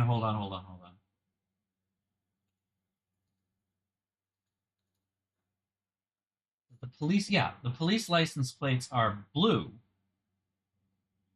Oh, this is so weird. Okay. Yeah, the police license plates are blue. Stadies are white, but they have a very particular symbol on them. This one is actually... This is fun. This is stupid. The license plate that is there is the license plate that is available to civilians to essentially donate money to the state police association, which is why the hat on there is a state police hat. Like, I don't know if anyone can see those tiny little details, but I've got this big ass screen that I'm looking at. I'm being such a nitpicky bitch right now. But that is not a license plate for an actual police vehicle.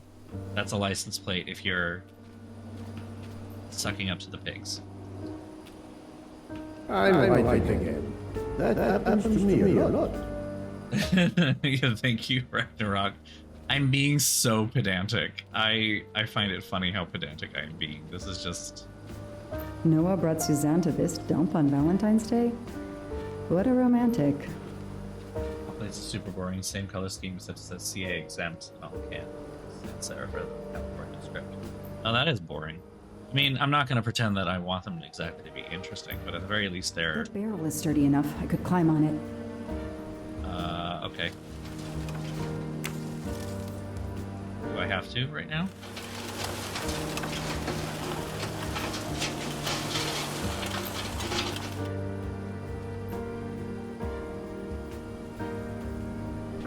Gonna keep walking.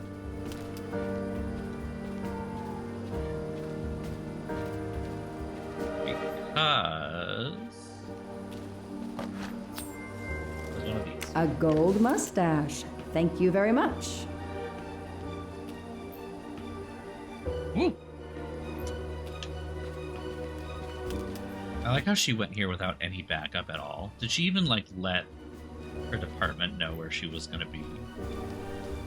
That window is too high to see through. I mean, there's so many stupid things she's doing right now. I feel like, is she new to the police force? She has some kind of chip on her shoulder, that's for sure. Hello?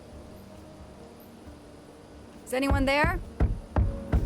I mean, if her parents were giving her cop toys, then I'm guessing her father was a cop or something. I can't just waltz in without a warrant.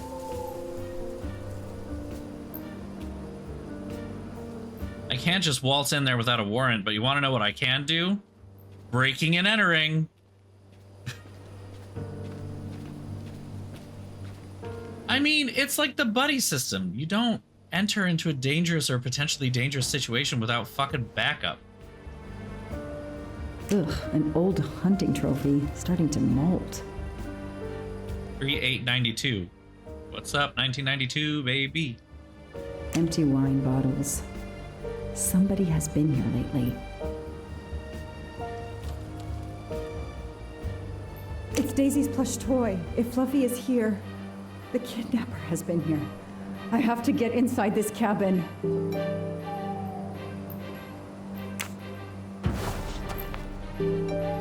All right, well, you gonna shoot the lock or something stupid? I mean, right? Like, I don't know. That could have been an owl, or it could have been Daisy crying out. So, probable cause. Let's go. I'm not getting through this door by wishing it open. The broom isn't sturdy enough to force the door. It's funny because I can't run, so the music is like... The music is like picking up the pace and scary and oh my god, you've got to do something right now. And her voice is like panicked and oh my god, we've got to do something right now. But we have to walk everywhere. Perfect for attacking doors.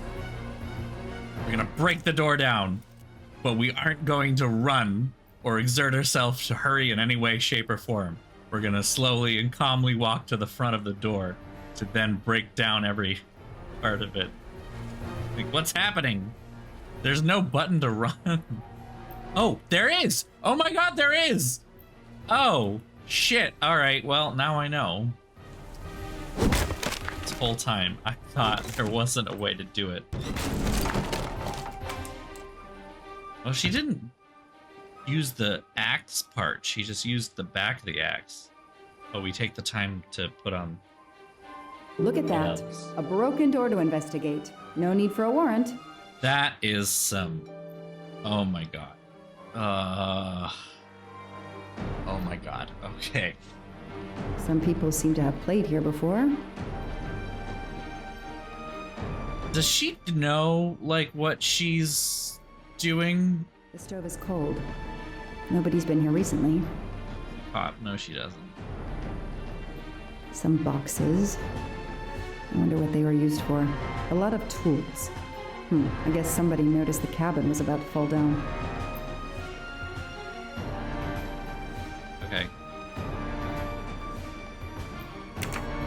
Thank you. That's a woman's hairbrush. Did Suzanne actually come in here after all?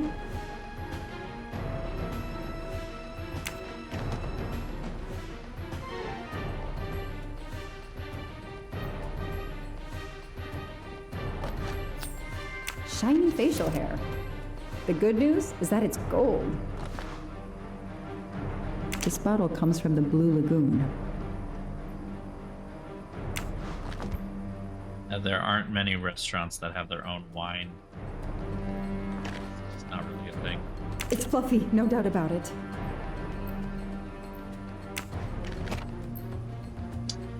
Okay. What are we doing with all this information? Or lack thereof.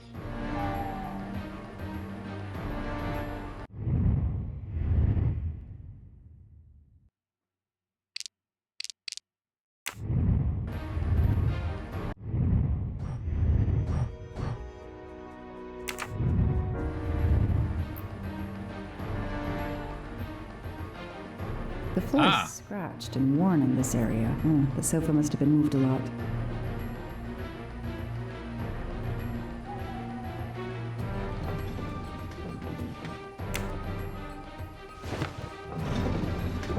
Again, the panicked music, the panicked voice. We put on gloves, though.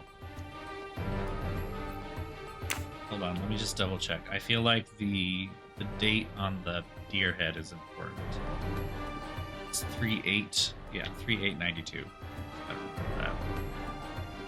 3/8/92. Damn, it's good. If I move, it could go off, and that countdown tells me it wants to go off anyway. Okay. Coincide with each other. Okay, fair enough, I guess.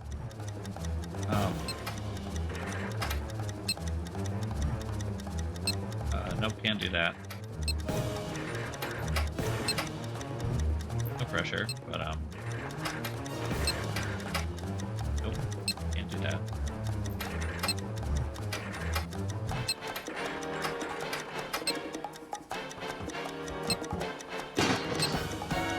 There, okay. Fuck you.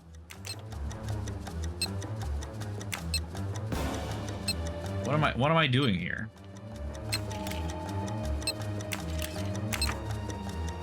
The fuck is this? Disconnect the cable with a flashing light. Okay.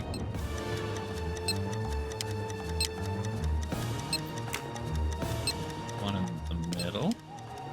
Oh, wait, I see. Shit. Flip up. Flip up there. Down here. I fucked this up. Oh, yeah, I fucked it up. Okay. This is some Nancy Drew level shit. Like, we just found a bomb. Since I'm telling this story to you, Mr. Poirot, you should be able to deduce I didn't blow myself up. Let's see if I can remember how I defeated. Oh, ho, ho, so clever. Okay. Fuck you.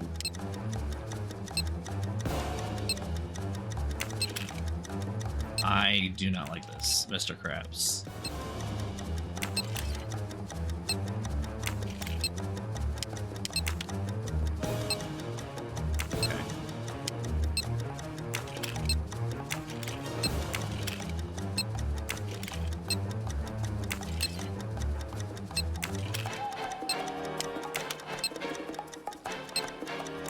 Is she trained in this? Like, just saying, is she trained in this? I don't think she's trained in this. Okay. You don't... No, don't. I don't even know what to do over here. This is not... Read the battery by unlocking the pistons that block it. Okay.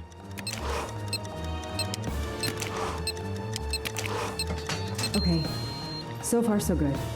Wow, I wonder if that's how close it was. This would have ended my investigation right here. No shit! It would have ended your life. The canisters. It must be the trigger for the explosion. I smell a strong, sweet smell. Damn. I think these are filled to the brim with diethyl ether. Incredibly flammable. It looks like the kidnappers wanted to utterly destroy this place and whoever opened this hatch. A wooden crate? I have to open it.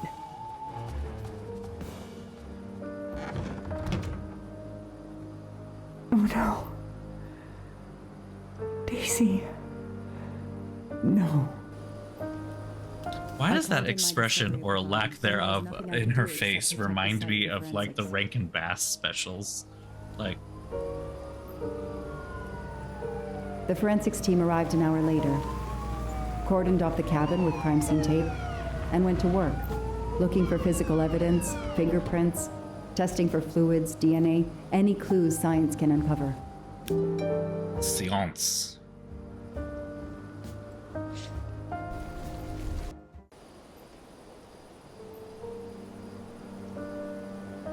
Yeah, she could call for backup this whole goddamn time. They removed Daisy's body.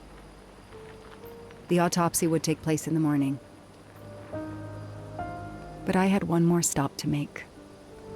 So Armstrong Manor is such a strange thing. There are very few houses in the United States that are given titles like that. It would probably just be called the Armstrong residence or something like that. This is just...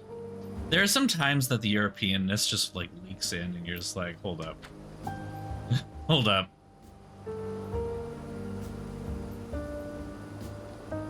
I know, right? They're doing this part. She, the brand new person on the case, gets to go and do that. Hey, Cat, what's up? Cat's just chilling.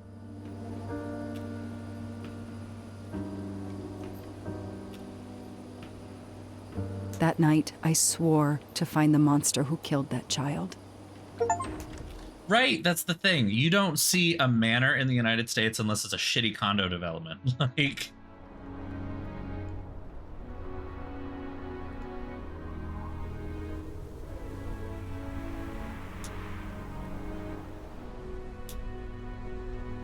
Ratchet on train saw me? How? Daisy.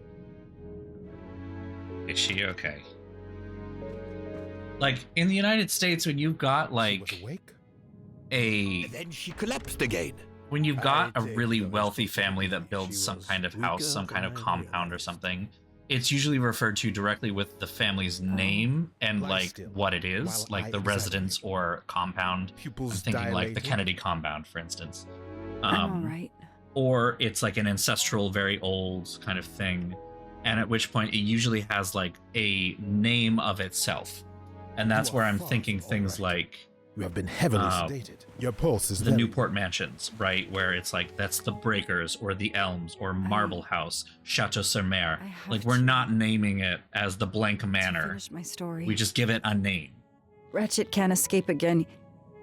Can't escape. Which, to be fair, the English do a lot too, and so do the French. We must hear her story. This woman needs rest.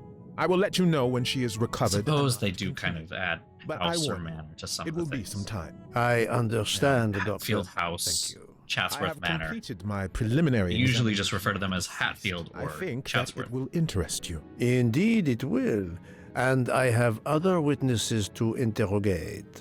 You are right. Let's not put this poor woman in danger. There will be plenty of time for her to finish her story when she has recovered. By all means, tell me the results of your examination.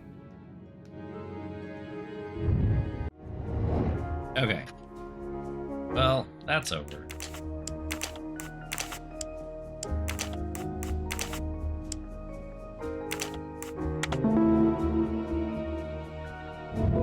My little gray cells did not let me down.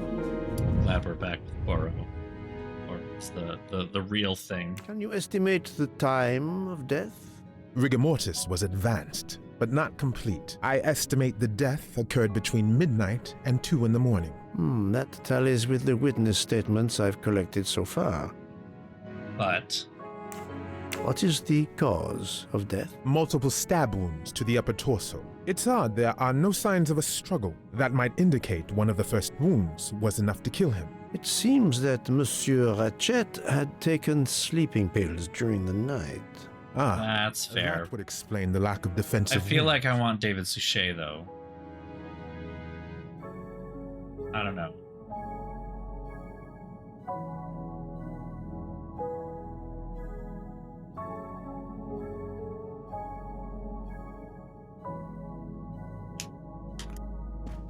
Mr. McQueen and Mr. Masterman told me that Monsieur Ratchet didn't smoke. Can you confirm this? I can't say without a more extensive post-mortem. What can you tell me about the stab wounds? I counted 12 in all. 1 or 2 are so slight as to be practically scratches. On the other hand, at least 3 would be capable of causing death. The angle of the wounds is instructive. Most appear to have been struck by a right-handed person. But you see, this one, under the right armpit, it's not a deadly blow given the depth, but a right-hander couldn't have done it. It was most certainly struck with the left hand. So, Our murderer is left-handed. No, it is more difficult than that, is it not? As you say, Mr. Poirot, some of these other blows are just as obviously right-handed. Do we have a first and second murderer, as the great Shakespeare would put it? The first murderer stabs his victim and exits left, turning off the light. Then a second murderer comes in the dark, does not see his or her work has been done, and stabs a dead body. Magnificent. You think so? I'm glad. It sounds to me a little like nonsense. Thank you, Doctor. Excellent work under difficult circumstances. Please let me know when I may speak again with Mademoiselle Locke. Of course. We need to find out who's a vape smoker. Offer them a cigarette. Even a smoker Yeah. might innocently turn me down. Those I've questioned could be lying to me. I must be sure of the answer. Okay. I guess I figured it would be something other than the absolute obvious, but... Yes, that's certainly a good place to start.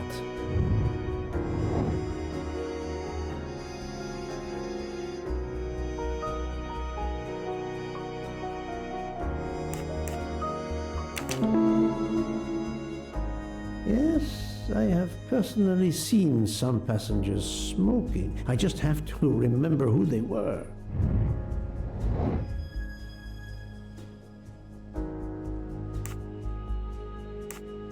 Oh, this is... No, I have no official authority. Anyone that could you can refuse ask. to let me search their belongings. Yes, I suppose it's Okay. likely they will give me the list of who smokes what. I'm right again. That happens to me a lot. That happens to me a lot. Huh. Okay. Well, we are going to stop this here. Because it is well past my bedtime.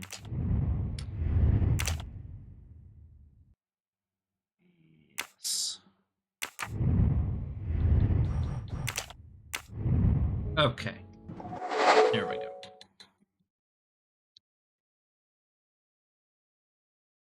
I don't think it's a rainbow scarf, but it is a very colorful striped scarf, which is definitely not quite of the straight persuasion. Just saying. Yeah, that's it for tonight. Thank you all again for joining yet another lovely stream. Yeah, when we hit the original character and the additional backstory stuff, I guess that's one way to tell the story of Daisy Armstrong and how it all happened. Because in the original book, Poirot just kind of tells you, because he recalls the case, and it's like a famous case at this point. Like everyone knows what happened. It was a worldwide sensation, kind of a deal. It's like John Benet Ramsey, right? Like what happened to the Armstrong child? So I don't know.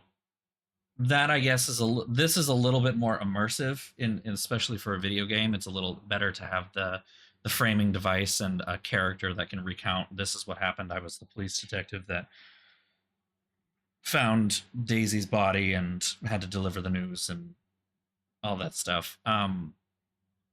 She's just a little underbaked, which makes sense for a character that was made up to fit a very, very, very, very minor role of exposition. I guess we'll see if she provides any more anything. Poirot's kind of doing all right completely by himself. It just feels a little bit like the problem with putting any kind of original character in an Agatha Christie story, especially one that you're adapting as faithfully as this one is you have two options. You can either create an original character that will essentially be a total disruption, to the original story and will find ways to subvert everything, which you then run into the issue that the 2000s games ran into, where they changed too much of what Agatha Christie had wrote to the point, but did they I'm not saying you can't change what Agatha Christie wrote. I am saying, however, that what she wrote had a very delicate balance to it. And the moment you change something with that, you are upsetting that balance, and you've got to find a way to make it work. Like you've got to do it flawlessly. There's a reason why all of her stories were so meticulously thought through and carefully done, because they actually can tell you. And one of the reasons I like Agatha Christie as much as I do, is like you reading the book can actually kind of follow along the detective and even solve the case on your own. Like she gives you pretty much all of the evidence and materials that you need to eventually come to the conclusion, but it never feels obvious, which is why it is almost brilliant what she's able to do. Because a lot of times when you have an author that tries to write like that, they end up dropping one or two like smoking guns, basically, and maybe a little too early. So you can figure out who did it, sure, but you don't feel smart for doing so because the author basically said, "Oh yeah, it was the butler the whole time," and you're like, "Well, no shit, like you said that in like page 3." And then the flip side is you can do it in the way that Sir Arthur Conan Doyle wrote his stories, where you don't give the audience any information whatsoever, or very very little information, that the detective then uses to make the deductions that they do, which means that you as the reader have no way of knowing who could have possibly done it. You can make your own conjecture, but you're not going to be able to use any evidence to back it up.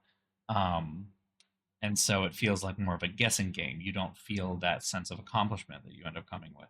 So Agatha Christie does this really well, where she rides that line, by giving you enough information to let you solve it on your own, but it is difficult nonetheless. And the moment that you interrupt that with different facts or changing who does things, when you introduce an original character that changes the dynamic completely, it then makes things harder to make sense when you get to the end. Things go off the rails way too easily. And that's what ultimately happened with all 3 of the original Agatha Christie, not original, but all 3 of the Agatha Christie games from the late thousands. The other option, and what I'm worried about will happen here, is you adapt Agatha Christie faithfully to the point where you recreate a lot of it, and you are literally step by step going through the book, with a couple of extra scenes here and there. Like, I don't think there was anything to do with the cooks, or the cook on the train in the original novel. Nothing like that. So the fact that there are even characters you can talk to, same with the bartender, not a character you can talk to.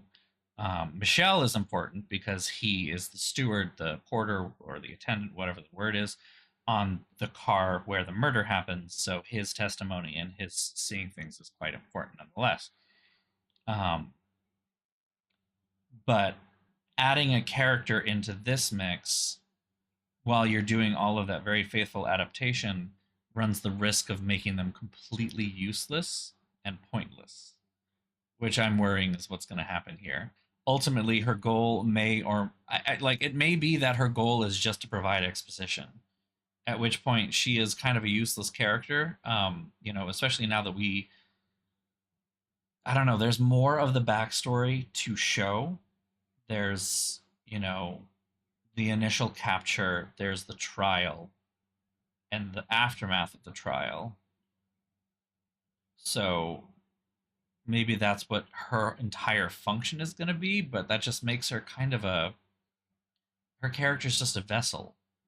It's not really a character in any way, shape, or form. And I mean, that's kind of what it feels like so far. She just doesn't seem like she has a personality or a reason to exist other than to provide us, the player, with more information that in the original Poirot just tells you as the reader. So I don't know. Anyway, like I said, that is it for tonight. Thank you again for joining. Like I said at the beginning of the stream, I will not be streaming this Thursday. I will be out of town, so I will not be here on Thursday. We will pick this up again with more Murder on the Orient Express next Tuesday, the 26th of August. So same time, same place.